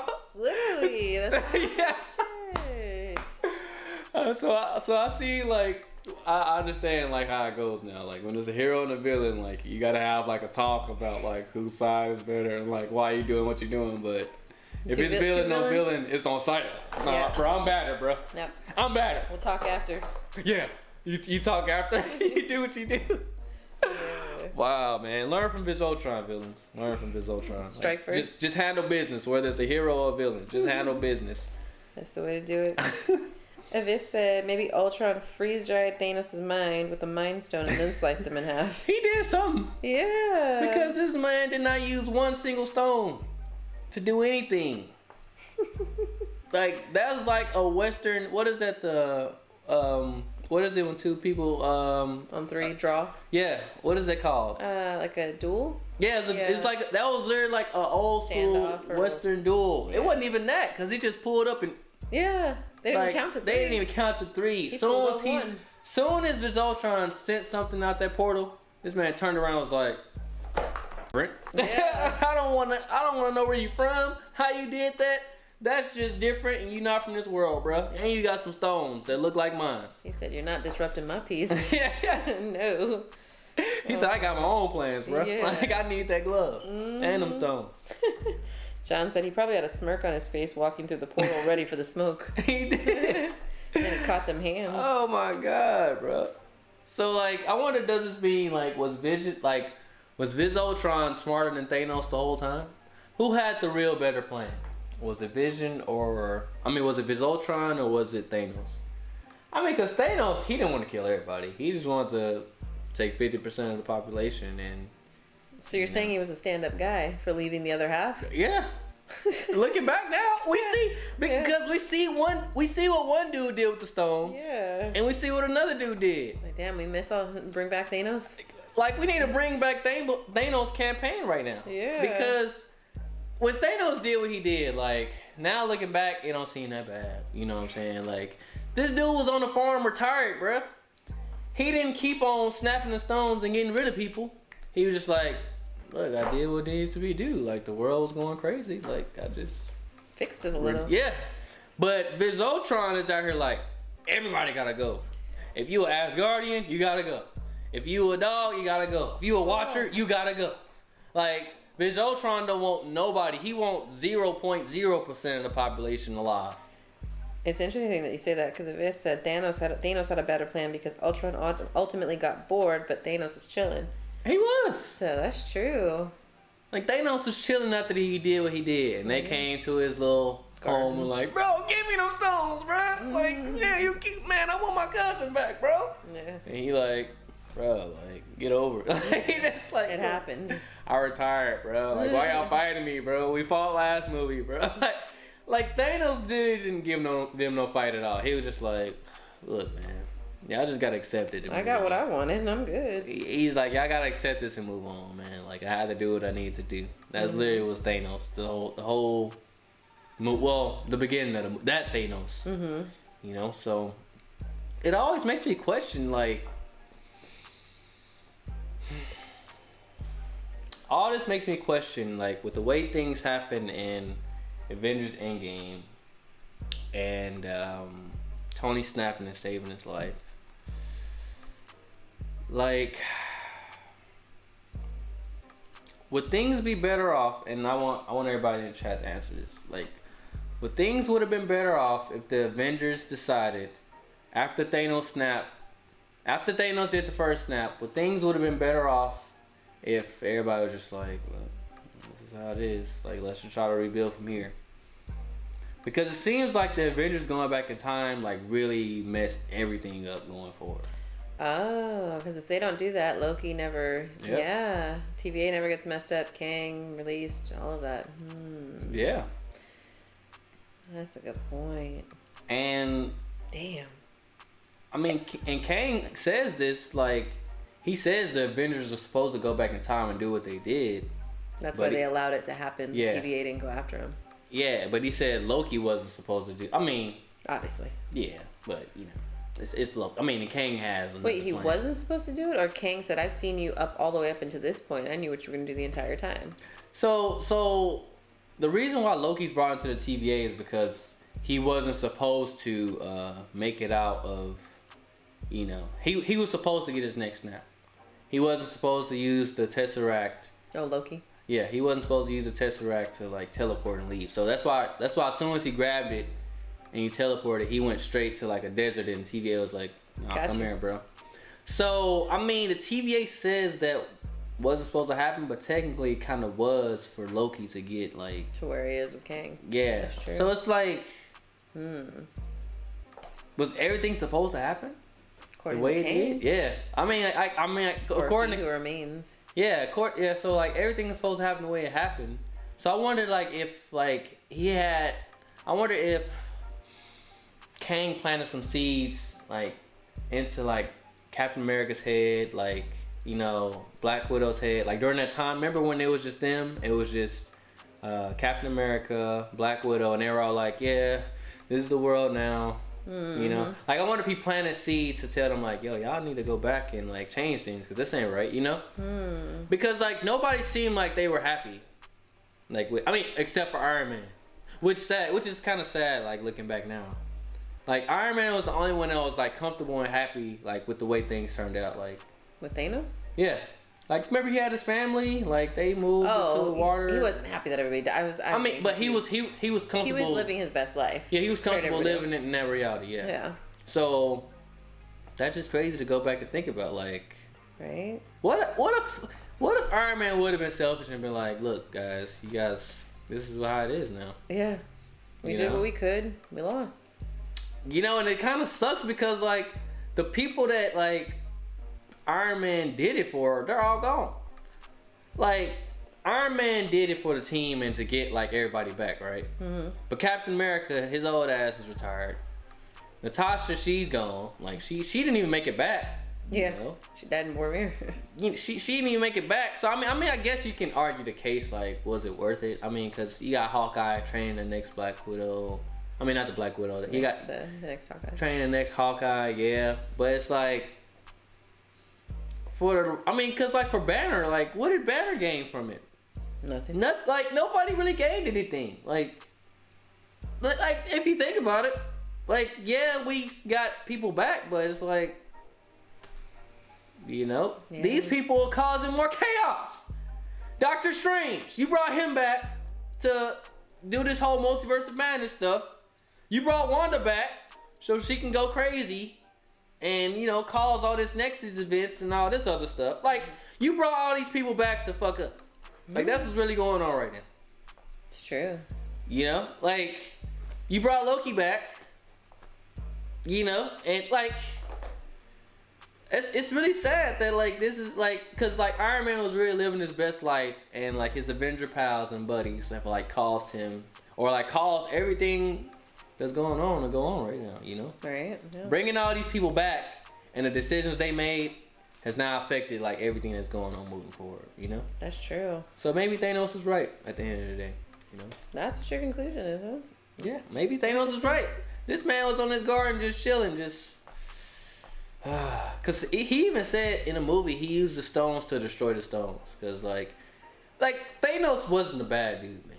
Like, if you think about it, he really wasn't a bad dude. Just misunderstood? Yeah, and, like, you even see it on the What If, like, with T'Challa. Like, he wasn't, like, evil. He just needed, like a better plan and, like, just talking through, you know, like, he just needed that person to talk to him, like, hey, bro, if everybody had a therapist. Exactly. If Thanos we need a What If Thanos had a therapist featuring T'Challa.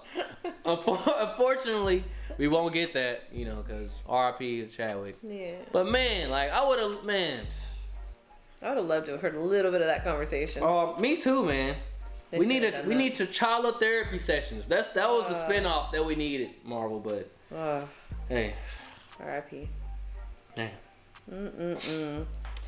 Avis said, once in this episode, Ultravision did grow himself bigger than the galaxy. Ultravision really did use the stones in their full potential.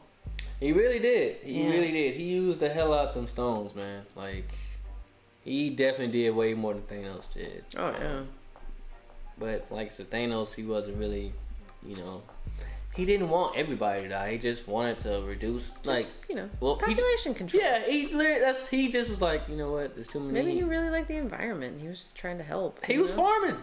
He loved, he wanted a greener earth. Yeah, man. Like, that's just what he wanted. Better plants.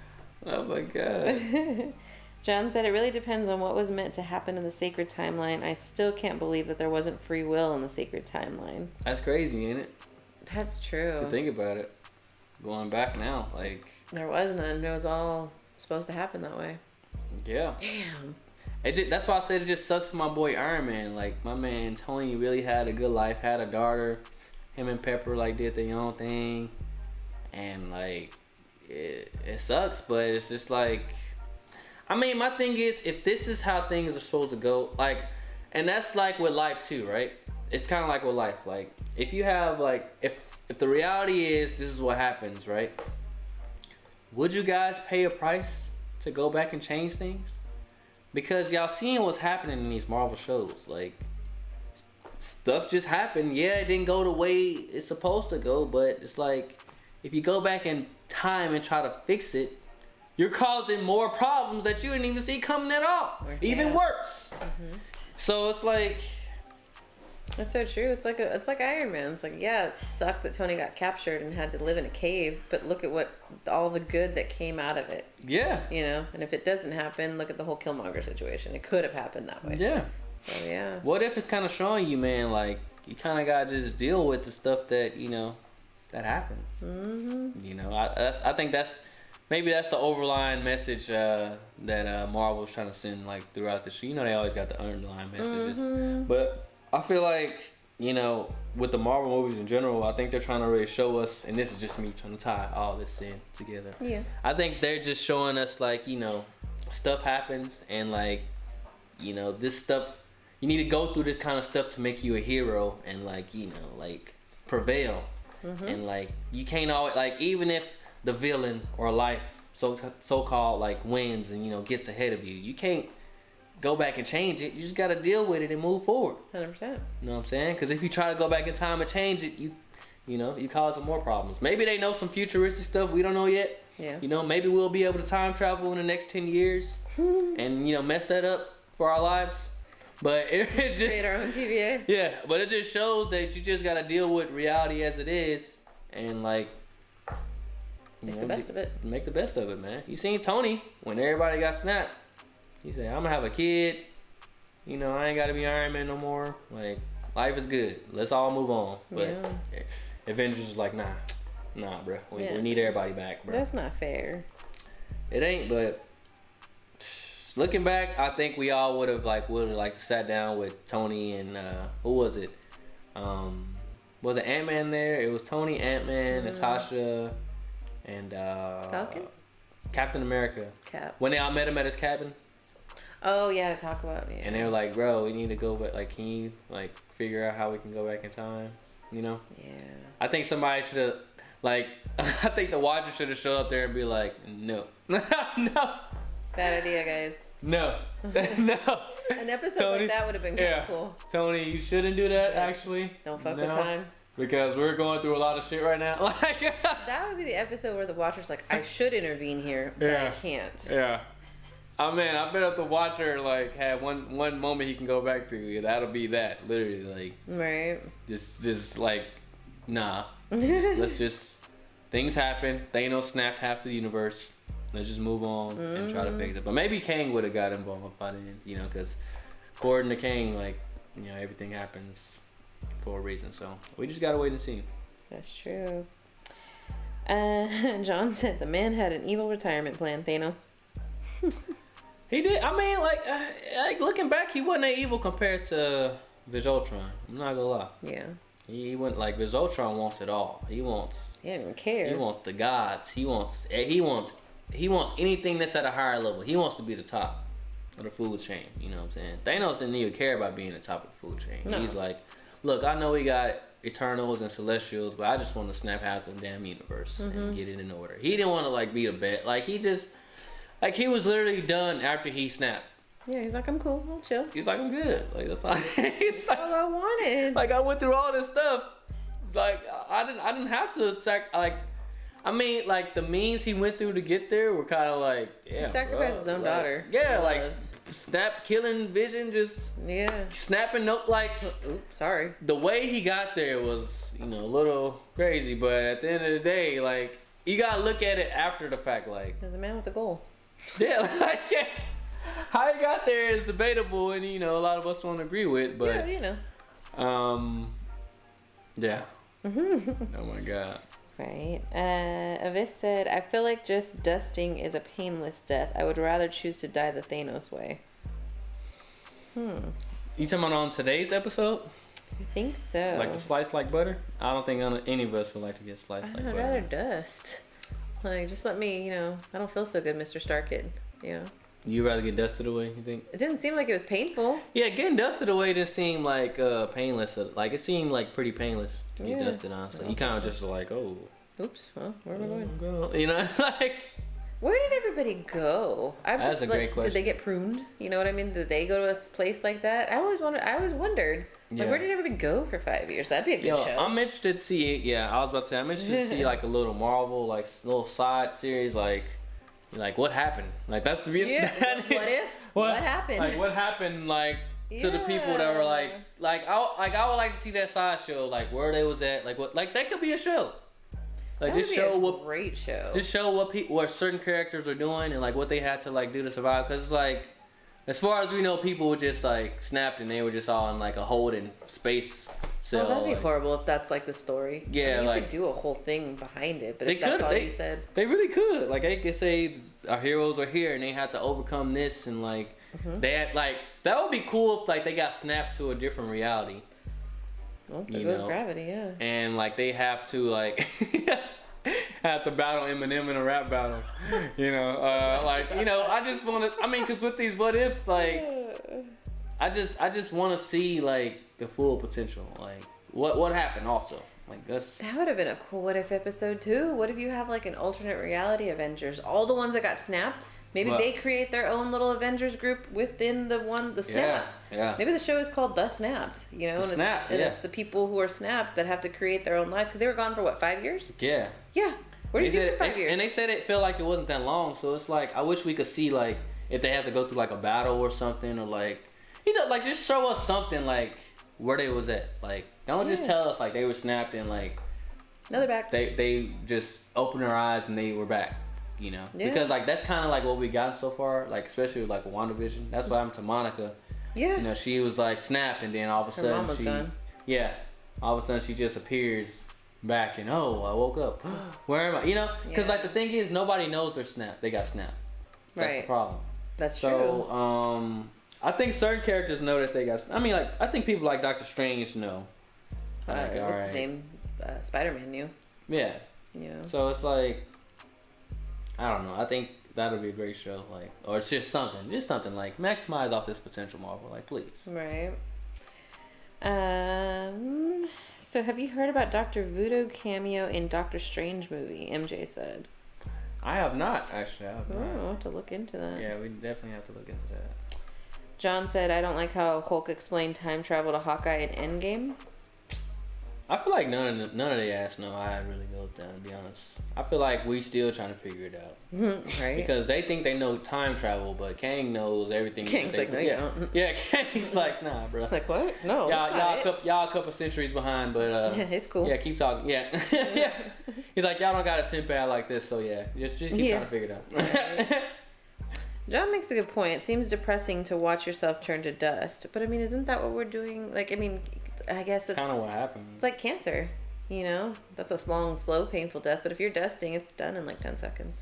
Yeah. I mean, Thanos looked a little painful if it's real life. But, I mean, you know. Yeah. Avis said probably they got reduced to atoms, but they really did exist in the background as merged with the cosmos. Talking about the snap. I mean, I would like to see just something. Like, just show us something. Like, just something of the people that got snapped. Like, just... Yeah. I mean, because, like they don't, like... It kind of sucks, because Marvel kind of tied it off in a way. Because, like, most of the people that got snapped, like, for them, it's like they close their eyes and they open their eyes and they're back. You know, like... Really? That's, like... What it felt like for them? Yeah. Damn. Yeah, so they kind of close that, like, whole... So that's what I'm saying, like, I wonder what, like, people like Doctor Strange, like, because he's, like, new.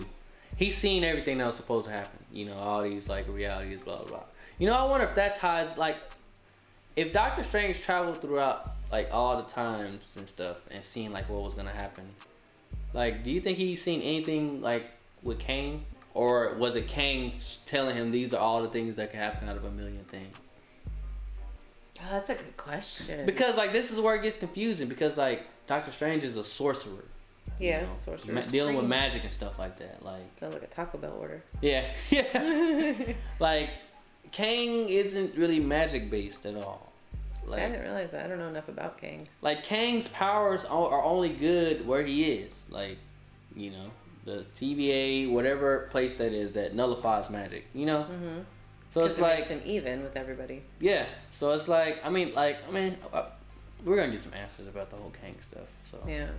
If they don't, Marvel knows we will be here to dissect. We're coming for it. And be on our ass. John said Scott's daughter used to be a little peanut. Now she's all grown. Aww. Yeah. I wonder what they're going to do with her, to be honest. Like, what's the plan? It'd be kind of cool if she turned into some kind of superhero. You almost kind of have to. Well, not a superhero, but she could be like, what, Ant Girl? Yeah, ant child. Baby ant. Yeah. That'd be cute. That's crazy. So what do you rate this episode? Getting back to the episode, we've had like a whole we have, man. This is usually how we do, like, before, like, the last week. Because, unfortunately, you guys know, next week will be the last week until Hawkeye airs. So, we will be going on our reaction hiatus until then. Unless we see some movies, or unless you guys decide in the Discord below, we can react to Eternals and Venom. Venom is this week. Eternals, and then Hawkeye obviously is coming out. It's only those two in between. You know what I'm curious. Let's see if Marvel messes this up again, right? Does Hawkeye end before No Way Home comes out? Please tell me that show ends. No Way Home is what, December 20 something? Please. Like, because, like, I think Marvel's really missing out on opportunities thus far with the shows to, like, kind of time them with the movies. Really? I feel like they're really missing, like, the big opportunity. Because, like, so far, no show is tied into a movie. And I'm pretty sure they will within the following, like, months. So I'm thinking No Way Home might cross over with a show, you know. Mm-hmm. But so far we haven't seen like a show and the movie like intertwined. Like Black Widow, of course, we knew none of the shows were gonna make sense. That's true.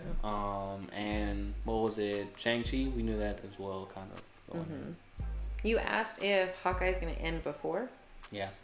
So Hawkeye ends the 29th of December 29th. No Way Home comes out the 17th of December. So yeah, you get episode 4 of Hawkeye, and then still you have 2 more episodes after that. So it's episode 4, then you get Spider-Man, and then you get 2 more episodes after that. So this is my question for Marvel before any of this stuff gets put out, right? Being that Hawkeye ends after Spider-Man is already out, do we get a post-credit scene in Hawkeye that has something to do with the effects that happened after Spider-Man? You see what I'm saying? That's a good point. Like this, like Marvel, please do not waste this opportunity to like get us all on the same page. Please. By the end of Hawkeye, I need to see some Spider-Man, Loki connection while going into Doctor Strange. Like in my head, I don't know how that looks. Doctor Strange isn't even till March. Yeah, like you got to get us all on the same page I'm giving Marvel to the end of the year to get everybody on the same page. Like, because like what I was hoping was that Hawkeye ended it before No Way Home. Because like honestly, we're gonna have another show roll out probably January. I think there's supposed to be like a Miss Marvels or something's coming out at the beginning of the year next year. It's just not like for sure. We're definitely gonna have another show before Doctor Strange comes out. You know, probably Miss Marvel like you said, but it's like by the end of Hawkeye, please show us some post-credit additional stuff that has to do with Spider-Man. I mean, they probably look. I understand we can't use Spider-Man because like we can only use Spider-Man 2 more times before he goes back to Sony and they do whatever. But like, can we use a Hawkeye post-credit to like reflect on the events from Spider-Man? You see what I'm saying? And like get us up to date before we go into Doctor Strange. Cause right now, honestly, like everybody, we're all kind of all over the place. We don't know where we are right now in the Marvel unit. We don't know where we are. We really don't. I wonder if that's intentional. Like, I hope so. I hope it all pays off. I really hope we lost as hell and they hanging us and they like, we wanted y'all to be like. I really hope that's the case. Yeah. So. I do too. But I'm gonna give my reaction review for this week's episode. You got any chats you want to read off before we? They said Kang wrote the script on the timeline, so Doctor Strange probably saw what He Who Remains made him see. True. I think that's the case. I really think that's the case because here's my only argument for why that's the case. Because we have a god like Loki, whose magic doesn't work. It's true. In the TVA or wherever Kang's presence is. Doctor Strange is a human that just started studying magic from like, the Ancient One and stuff like that. So it's like, none of that stuff like matters. It doesn't. Like if Loki's magic that he learned from Asgard don't matter, and Sylvie, wherever she learned, like she learned this stuff from Asgard. And these are two different universes of magic. Yeah. But neither one of them work in the TVA. So it's like, no matter what the Doctor Strange is, like, that stuff don't fly up there. That's true. That's been the whole, like, nullifier with, like, all this stuff. Now, I'm really curious to see if Wanda's, It can't. It can't. Well, yeah, she is a Nexus. Because, like, Wanda, it was explained that she's a Nexus being. And it's kind of weird. Because in WandaVision, they said that she's the same in every universe. Like, nothing changed. That's what they... I mean, they just kind of said it in WandaVision, like, oh, she's, a Nexus being, like, like no matter what happens in different universes, she's always like. How is that possible though? She can't always lose vision in every universe. She can't, you know what I mean? She was nowhere to be found in this episode, so. Yeah. Like I said, we'll see. Like it's a lot. Honestly, guys, This is what we're here to do, like each and every week. We're here to love and crave and watch the hell out of our favorite Marvel content. But it's also our job to like find the holes and like, every single thing we can find because we want to see the best thing possible. You know what I'm saying? Because like, I would hate to see the Marvel ship like crash and burn because like, they get to the point where they're kind of like ignoring the small things and just like, we know like people gonna watch. Like, I would hate to see my favorite movie company studio like go that far. You know what I'm saying? Like, they're doing really good so far. But I just really like hope they kind of pick up on the little things.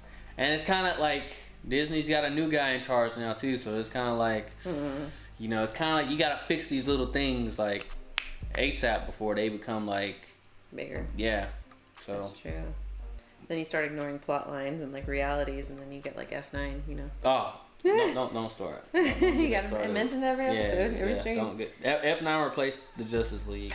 So as far as that's true. Us talking about it. It really did, man. The 4-hour Justice League.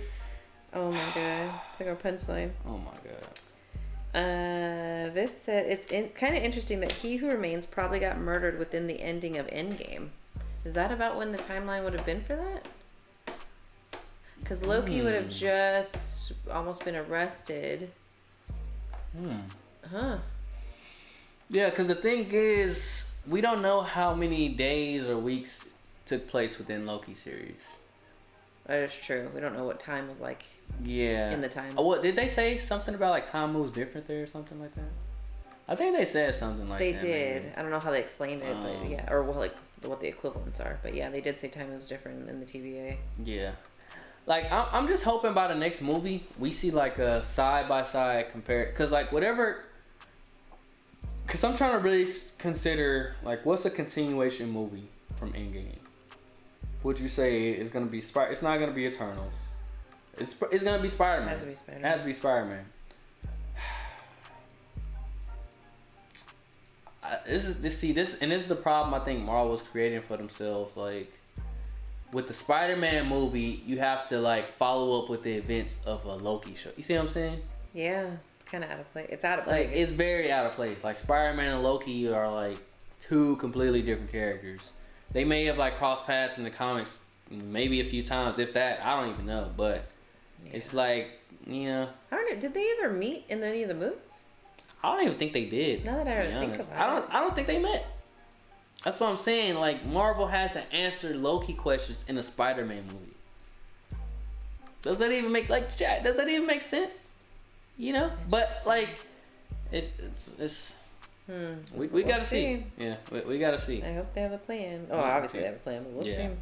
But they said, so going back to Scarlet Witch, she exists in every universe. It's like a sickness, like Phoenix Force maybe. Mm-hmm. That's why Agatha was so afraid of her becoming the Scarlet Witch. Yeah. John said Venom is supposed to be groundbreaking. I still need to see that first Venom. Yeah, we're gonna watch it this week. Okay. The first week the next couple days. Before we go see it this week. I appreciate you. Yeah. Yeah. Supposed to be groundbreaking. Man, I mean, the hype train been real on Venom. It has. Surprisingly, I mean, because the first one to me it was like okay, it wasn't like, you know. Was the first one before they were associated with Marvel? That Marvel could actually get in there and make it cool. Okay, so the first Venom was kind of like a test experiment, honestly. Really? And once it was a success, they was like, oh yeah, let's greenlight some more sequels. Make it good. You know, and it just so happened that like Spider-Man Into the Spider-Verse did really good. Like that was before Venom. Really? So it's like, man, we got like 2 Spider-Man projects that's doing back to good. Back. So like, you know, let's see if we can get, you know, Tom Holland. You know, because like Spider-Man had a bad look after. Yeah. You know, what was it? The Amazing Spider-Man 2 with Garfield. One of those guys. I stopped watching after Toby. Yeah, Toby was like, you know what's so crazy? We're having a whole Spider-Man discussion. Like, I feel like people from the old generation love Toby. Yeah. And it's like people like in the middle generation they like the Andrew Garfield, and then it's the younger generation that really likes like Tom. But I like Tom Holland too. I like Tom too. I like Tom. I think he's a good Spider-Man. Yeah, that middle generation loves Andrew Garfield, and I'm like, meh. Yeah, he wasn't my favorite. It was just like, yeah. He's alright. Yeah. That's so funny. But that's just really interesting to see. But we'll see with the Venom 2 hype. I mean, it's gonna, because Marvel and Sony are working together now.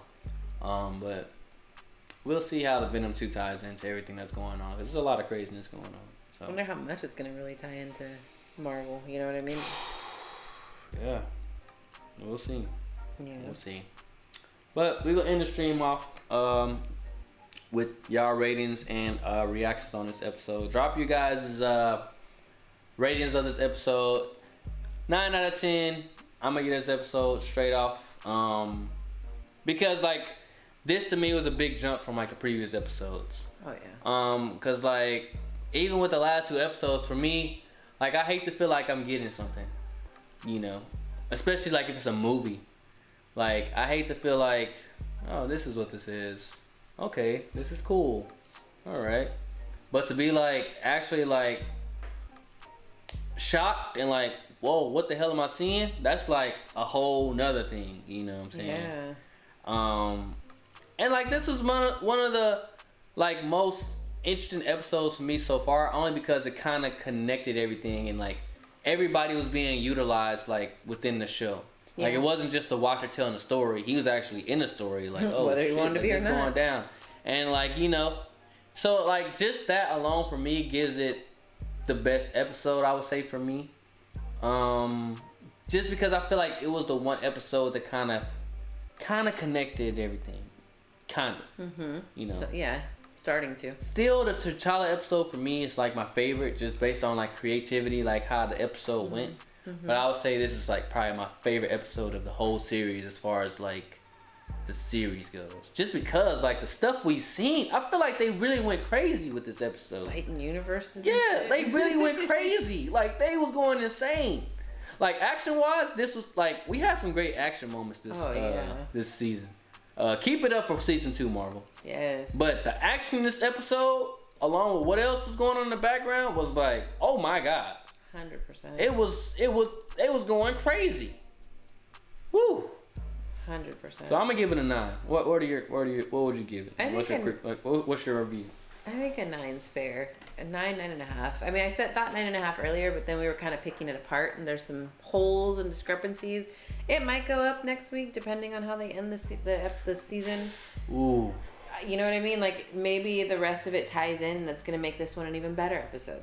Yeah. So 9 for now, but you know, I would hold the right to adjust it next week. But Avisk and John both gave him 10 out of 10. Wow. John, this better than the zombies? Damn. John said zombies was his favorite episode. Nice. Yeah. John said, yeah, it was really cool to see the Watcher throw down and have cosmic battle against an opponent with all Infinity Stones. Yeah, that's true. That was really great. I ain't gonna lie, like the action in this episode was like top tier.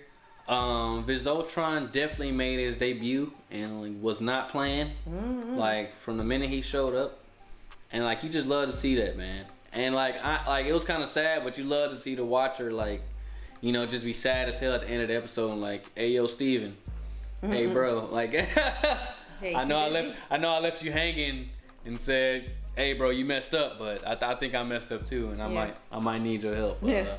Come with me. Yeah, so that was good to see. And it's just, man, like Marvel has a lot going for themselves. And this, we got a lot. We definitely have a lot to deal with. Like it's definitely more than just people trying to collect the Infinity Stones and stop the planet. I mean, stop like people from like destroying like one planet. Now we got crazy people all over, kind of different multiverses and different villains and different people doing this. Like we got even our heroes not even like being mentally there. Like we got, man, right? We got all the Avengers gone doing solo stuff, just living their lives, and just Captain America retired on the moon. This man Captain America seen it all. Captain America, we need that Captain America spin-off series where he seen how all this stuff was gonna happen, and he was like, "Oh, bro, I'm giving Falcon this shield. I'm done. I'm done, bro. Retired. I am done, bro. I'm going to the moon." This man went to the moon. This man said, "I'm off of Earth." He knew about the Eternals and all that stuff that was from the. He's like, "Bro, I'm going to the moon, bro." I'm like, they're coming. No. He's like, "Yep, Tony." He's like, "Tony's gone. I've been alive since 1908. Like, yeah, I'm gone. I'm leaving." Like, Cap was like, "Bro, this is way past." Like Cap said, I should have died a long time ago because I shouldn't be seeing I none of should this. have stayed in So the before I die, I'm going to the moon and just chilling with Nick.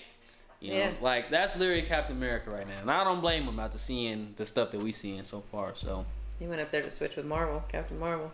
Do you think the TVA allowed Cap to do the stuff he did because he's just like, you know what, Cap is cool with Iron Man and like, I mean, because Kang is the one is like. Do I think Kang allowed Captain Marvel? Yeah. Well, Captain America. I'm sorry, that's what I meant. Yeah. I mean, yeah. Because technically, like, that could have caused a Nexus event. Like, if Cap could have went back in time and did anything different, that would have made a Nexus event that would have, like... Because he did, technically, right? He went and had that dance with Peggy and stuff at the end of the movie. I wonder why that didn't set off a Nexus event. That's what I'm saying. I think Kang was like, you know what? He's cool. You've been through a lot. He's cool, bro. And if you do something, then you go see. I think that's literally what happened. Then I'll send my guys after you. Like I feel like Cap met Kang, and it's not like, or he seen something from, like, he had to. Yeah. Because, like, literally Loki used a Tesseract to leave. As soon as he stepped on that planet, TVA was like, nope. Yep. You know. So I think the TVA was definitely on top of Captain America. They let it happen. They had to let it happen. I would be curious to see, like, if, like, they ever had to, like, tell him, like, hey, bro, nah, you can't do this. It's gonna be a Nexus event, and if you do, you're gonna see us. So just don't do that. Imagine trying to prune Captain America. Who does that? Kang would, yeah. If it's go throw him off of, you know, his vibe. Yeah. Yeah, you're right. We got any more chats before we end up the stream? We got... John said that Kang was pretty chill. Technofist, if Marvel is making live-action zombie movie or series, and I don't know how they'll do it under PG-13 rating. That's true, because if they have to eat the brains and all of that... They would have to get really creative. That's true. Really creative. Good luck with that, Marvel. Yeah, damn. Honestly, I kind of think the zombie wave is kind of done.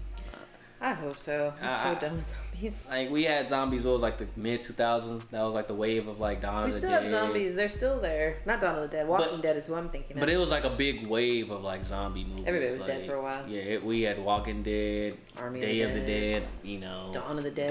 Shaun of the Dead. Yeah. Of the Dead. Yeah. You know, so if Marvel decides to do the zombie thing, they could, but I just think... I don't know if that's the wave. Maybe.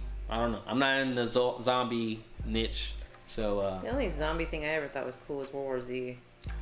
Yeah, but that ending kind of pissed me off too. I'm not gonna lie. There was supposed to be a sequel. That's why, and I would love there to be a sequel. Ugh.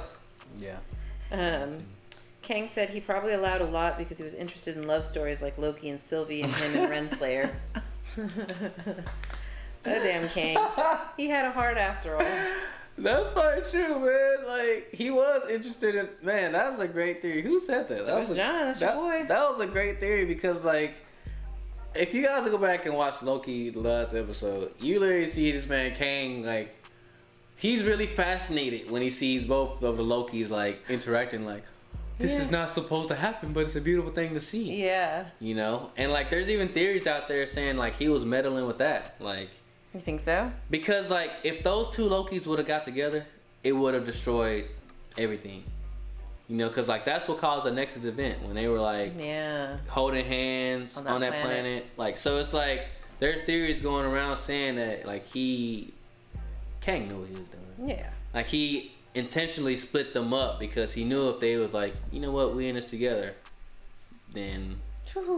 Unstoppable. That's crazy. That's crazy. Technofist said, just imagine that the other Spider-Mans are not in No Way Home. What will fans' reactions be? And also, will it affect the box office? I think it's so hyped now. I'd be shocked if they really didn't do that. Yeah, and I want to say to the fans, we got to learn from our mistakes. Like, of course, me personally, I want to see, you know, all the Spideys in, you know, one movie because it'll be, like, just a moment, you know. But, like, we really got to chill out. You know, we gotta like really watch what they like we got like that's what we did with WandaVision. Yeah. Like everybody was waiting for Mephisto to show up. Like Mephisto, he's here. Mephisto, episode 9. The episode 9 drops. Yeah, you get Ralph Boner and White Vision. You know, like so it's like unless they tell us these things, like honestly, like I would have loved to not know about any of this. To be like us fans gotta chill the hell out. Yeah. Like, I would have loved going into the Spider-Man, like, not knowing any of this.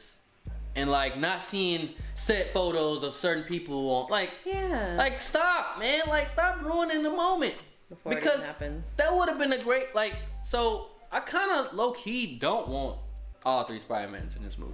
Really? Because I want the fans to learn a lesson. Like... stop hyping stuff up that nobody said was gonna happen. You don't think they learned with Mephisto? Huh? They didn't learn with Mephisto, but like, they forgot the lesson. Marvel's gonna award them because it's like it's too big. Like everything's like, every time like any of those actors get asked a question about the movie, like they like you could just see they're like, yeah, I'm not supposed there. to say, and it sucks as an actor to have to deal with that like, until a movie comes out. You know, everybody and their mama asking you like, bro, you in Spider-Man? You in Spider-Man? Yo, Andrew, I don't care how you doing. Let me know if you're in Spider. Like, and you have to like try to dodge it. You know, like that sucks. Yeah. Like I would have loved to like not hear any rumors about any of these people being in the Spider-Mans and just people minding their damn business. And then when we got there, see all this stuff going on. You know? Yeah. Because we ruined it for ourselves, the fans. So we just gotta do a better job of just let's just wait. Like we don't gotta like be outside the set and sneaking pictures and oh my god, like just if you know something, keep it to yourself, bro. Like please, nobody want that spoiler stuff, man. I know. Technofist said, remember in 2020, Alfred Molina took the mantle of spoiler man from Tom Holland. He did. He was the first one that leaked that he was in it, and it was smart for Sony and Marvel to release a trailer only showing him. Yeah, because they already leaked it. Yeah, that was like the smartest play of like trailer, like that was like the smartest thing they could have ever did. Like not leak stuff, like show stuff without like show stuff, because like the world knew because of what Alfred did. Yeah. So it's like, okay, when we do the trailer, we're just gonna show the footage of him, but all the other stuff, nah, y'all gotta wait. That was so smart, and like that was a good trailer. That was a good first trailer to see, to like a tease. Like that was great. That is great. So keep it up, Marvel. 100%. Chill out, fans. John said they've been dropping sprinkles of Mephisto. Yeah, at this point, I don't think. I mean, what I think should happen, I think Marvel should capitalize off it and like introduce Mephisto in Multiverse of Madness, because he is like a big villain, you know. But do I think they're gonna do it? No, probably not. But I mean, Marvel has done a good job of listening to the fans, but I just don't want it to turn into like a DC situation where it's like you listen to the fans too much. Yeah, and then like you're not like it's like a set thing. I mean, like, don't get me wrong, you should listen to your fans 100%, but like as fans, you shouldn't try to like dictate how it's gonna dictate how it's supposed to be, and like, oh, I read the comic 100 times. Like, I don't give a damn how many times you read the comics. Like, this is how it is today. They're more like guidelines, right? Yeah, exactly. That's exactly what it is. Yeah. So it's like I could like let's do a better job at like just. I know it's hard. Let's meditate. Let's like calm down and let's just work with what they give us instead of trying to scoop and like investigating. This person's in there. Like, bro, who cares? Just let's see it when it comes out. Yeah. Technofist said, what was your reaction on Green Goblin laugh scene in No Way Home trailer? I loved it. The nostalgia. Like that's what I'm saying. Like I really would have loved. Like I would have loved this a lot more if a few days ago I didn't hear about William Dafoe returning as Green Goblin and Spider-Man. You know? Like, that's what I'm saying. Like, it's just like, can we chill out? Like, can we just wait for the movie to come out and then talk about it here on Raw Reviews and go from there, man? Like, yeah. I don't, like, some people get too happy, you know? Like, Marvel's done a really great job. Like, without, like, I feel like it's hard to do it with, like, a Spider-Man because, like, everybody wants to, like, Spider-Man is just on a completely different level when it comes to heroes. Let's be honest. Yeah. 100%. But like with things like Eternals and like, you know, anything else Marvel's working on, we don't know shit. We don't know any, like, Eternals comes out next month and we have no idea like what the hell is going on. Like, so Marvel can do it with certain movies, but when it's like I'm impressed they did it with Endgame. I ain't gonna lie. What do you mean? Like, we didn't hear about nothing. Like, I didn't see no spoilers. Yeah. Or like any set photos. Like I didn't see nothing of like, oh my god, this person's in Endgame. Like I didn't see none of that. But like with the Spider-Man stuff, it's gotten like leak. You get a leak every week with Spider-Man. Like, Jesus Christ. Like, a set photo, you get a fucking story script that can't, like, you get a, like, Jesus.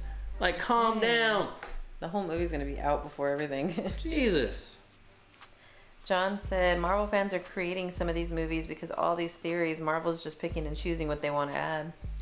That's very true. Yeah. That's very true. And that's, like, Marvel has such a great fan base that, you know, that they can, like, pick and choose from what the fans theorize, which is great. Yeah, 100%. I'm just really hoping that Marvel can continue to build these stories in the future. And I'm pretty sure they will.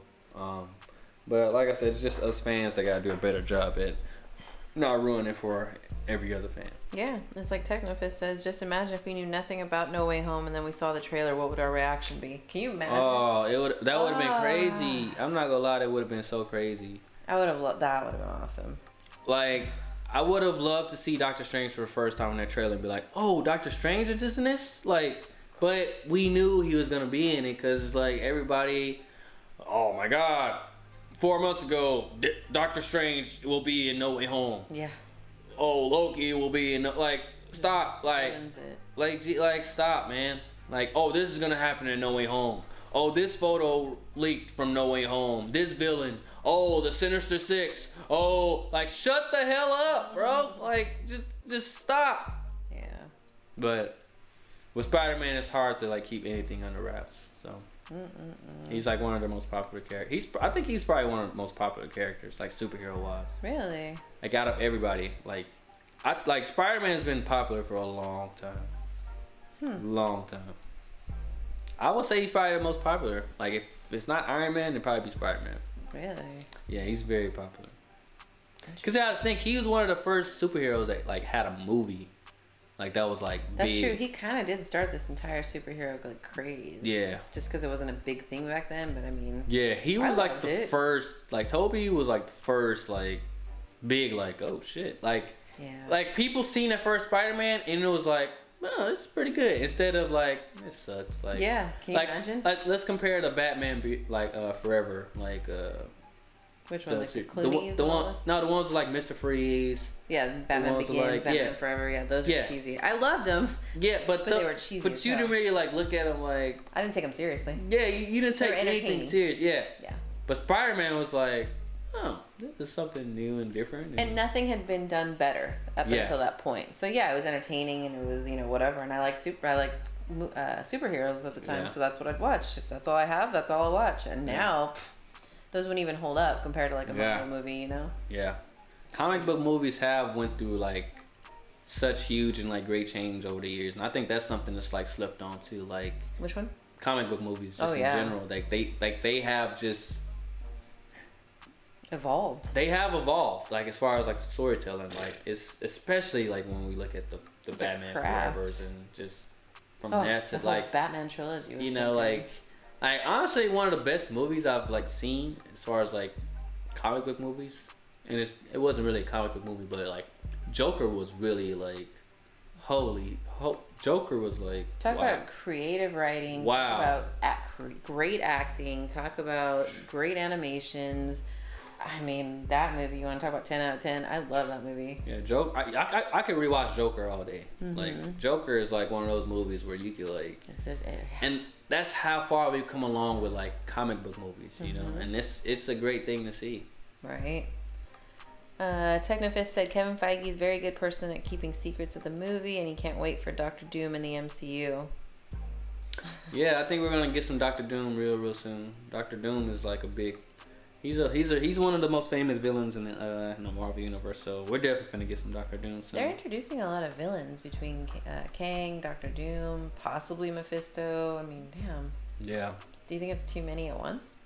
I think Marvel has a good problem going for them right now, and the fact that like a lot of us fans are really loving these villains, and like that's the problem Marvel didn't have before. It's a villain craze. I think everybody wanted the good guys before, and now it's like, well, let me know more about Kang. I really like Kang. Yeah, let's study his villain. Like, why is he doing? You know, like why is he doing the stuff he? You know, like we've kind of grown to like want to know. Like we kind of require a good villain in the movie now. You know what I'm saying? Yeah. Because like it used to be like with comic book movies, like this is the good guy and this is the bad guy. But now we kind of want to know more of like, you know, what's this villain's like why are story? they a villain? Like why is he like what made him a villain? You know? Yeah. Like that's kind of like I think that's the interesting shift that we've been like bleeding more towards. Like is he a villain? Like you know, like making us question like. You know, what if you were in his shoes? You know, so it's like I think that's like really like a good like Marvel has a good problem going for them because like we have like the Agathas, we have like the Kangs, we have like what was her name? We have not her. I'm sorry, Baron Zemos. Oh, the Zemos. We have those. Now we're interested in those characters and we want to see them like moving forward. But it's like now like where do you put these people? Because we're introducing new characters and new villains, you know. So like these old villains, like we really like. At first, Marvel, we hated the villains because they were trash. They were like one-offs, like oh he was just here for this movie, now he's gone. But now we're actually liking the villains. So Marvel isn't probably used. Well, they're not used to like having to bring back villains. Yeah, because people like them. Yeah. So it's kind of a good problem to have, but. You know, I'm pretty sure Marvel's gonna find a creative way to use him. Look at Baron Zemo, man. Like, I love Zemo. We fucking love this guy. Redemption, man. Like, this guy went from like just a square, angry character, and what was it? Ultron? No, it was Civil War. He went from that to just like he was just mad all the time, to like this guy actually had a personality on TV and was like, damn, and like that was the most brilliant thing I've ever seen. I did not like, not that I didn't like his character, I just wasn't a fan of like him. I was happy that he got like jailed at the end of Civil War. Yeah. And then I loved him in the show. Yeah. It's like, if you can turn a fan that way, like that's, you're doing a good job. That's gold. That's definitely gold. So, Marvel's doing a better job with their villains. I don't know what the hell happened with Taskmaster, but. Useless. Lately they've been doing a good job with their villains, and like I said, it's a good problem to have now because that was their glaring like problem for like the last 10 years or so with their villains. That is true. John said these actors be getting sworn in under oath like they're in court. They do. I feel like that's what it is. I feel like once you sign up to be a Marvel, they're like, all right, so sign this in that you won't say anything about what we shot, spoke about, everything, or we're coming for you and you will never have a career ever again. It's the Tom Holland clause. Yeah. The new Tom clause. Tom clause. Dated 2021. You should not go speak on Instagram Live, do an interview or anything, and say anything that has to do with the movie, or you're done in Hollywood. So. Technofist said, I don't care if Kang dies in Ant-Man 3 because we're going to get many versions of Kang in the future. Not sure. They can just keep bringing it up. Yeah, they better not kill him off Ant-Man 3 though. Like, I mean, they might. I feel like they might try to like kill off a variant or do something with a variant, but it's like at the end of the day, it's like there's multiple Kangs, so it's like how do you? That's what I'm really curious to see how they're gonna do this whole multiverse thing because it's kind of like a really complex story to tell. Yeah. Because if you got this one guy that's been like trying to like run the universes, like and it's multiple versions of him. Like, do you go to every universe and get rid of him? Like, can you? Yeah, it's like how do we ever close this whole universe? Like how do we close all these multiverses? I think it's like Pandora's box. You don't. Once it's open, like you live through it. You figure it out. I mean, you've been living on borrowed time for a long time. So I think moving forward, this is always going to be a part of like everything. I don't think you go back. There's just different universes all the time, and you just. I don't think you go back. I don't think they'll find peace in their time. I just don't. So you think this is gonna open up the door for just multiverse storytelling being like the norm? Like, oh, this is the Spider-Man from here, you know, so it's cool. Or this is the Iron Man from this unit, so it's cool. I just don't know that you can ever close that door. No, unless different universes being a thing. Yeah, I mean, unless you like close all the other timelines and only go off of the sacred timeline or just the one timeline. I mean, then those timelines are always did exist. You're just now aware of them. Yeah. You know, in theory, according to Kang or He Who Remains, all of these different timelines existed, but this is the sacred timeline. You know. Yeah. So, I don't know. Yeah, I mean, maybe in the future, it's just multiverse storytelling is a thing. Because it's like, if you close it, now you have us like thinking like, what happened in this, So what happened to this Doctor Strange? What happened to this, Yeah, where do you close it? Where do you stop telling the stories of the different people within these universes, It's crazy because like it's kind of interesting because like I feel like Marvel was created, an interesting problem for themselves, and I'm interested to see how they're gonna move forward to it because it's like if it's kind of like human nature. Like if you have one option, like you're just gonna like this is it. This is my option. But once you give people multiple options and different free will. Like, it's like that's why I'm saying like moving forward. Like I feel like we're always gonna be like, oh, what happened in this universe? What happened in this universe? What happened in this? Like we're always gonna play the what if game. Which is probably good for the series because now they can just what go, ideas? They can go on Reddit or Twitter and be like, oh, somebody said this today. This was actually a good idea. Let's what if it? So it's really great. And all. That would be cool if they did like a whole like everybody throw in their Marvel what if fan theories and like they pick some and then got to like tie them into the episodes. Yeah. Like at the end, this what if episode brought to you by a fan blah blah blah blah from whatever. That would be cool. That'd be badass. That would be cool as hell. That's something Marvel would do. Yeah. That would be definitely cool as hell. But you're welcome. Thanks for the idea, Marvel. You're welcome. Cut the check already, Marvel. Like, since we've been covering you guys and stuff, man, we just been giving y'all ideas and just the gems and the juice y'all need to succeed. You know what I'm saying? How cool would that be? To say like I came up with this episode idea. This was my fan theory or my or credited by they could put somebody's name at the end credits. Just like so cool. Like, man, because we can come up with some crazy stuff. Like, we were doing it earlier. Like what if Iron Man? Marvel.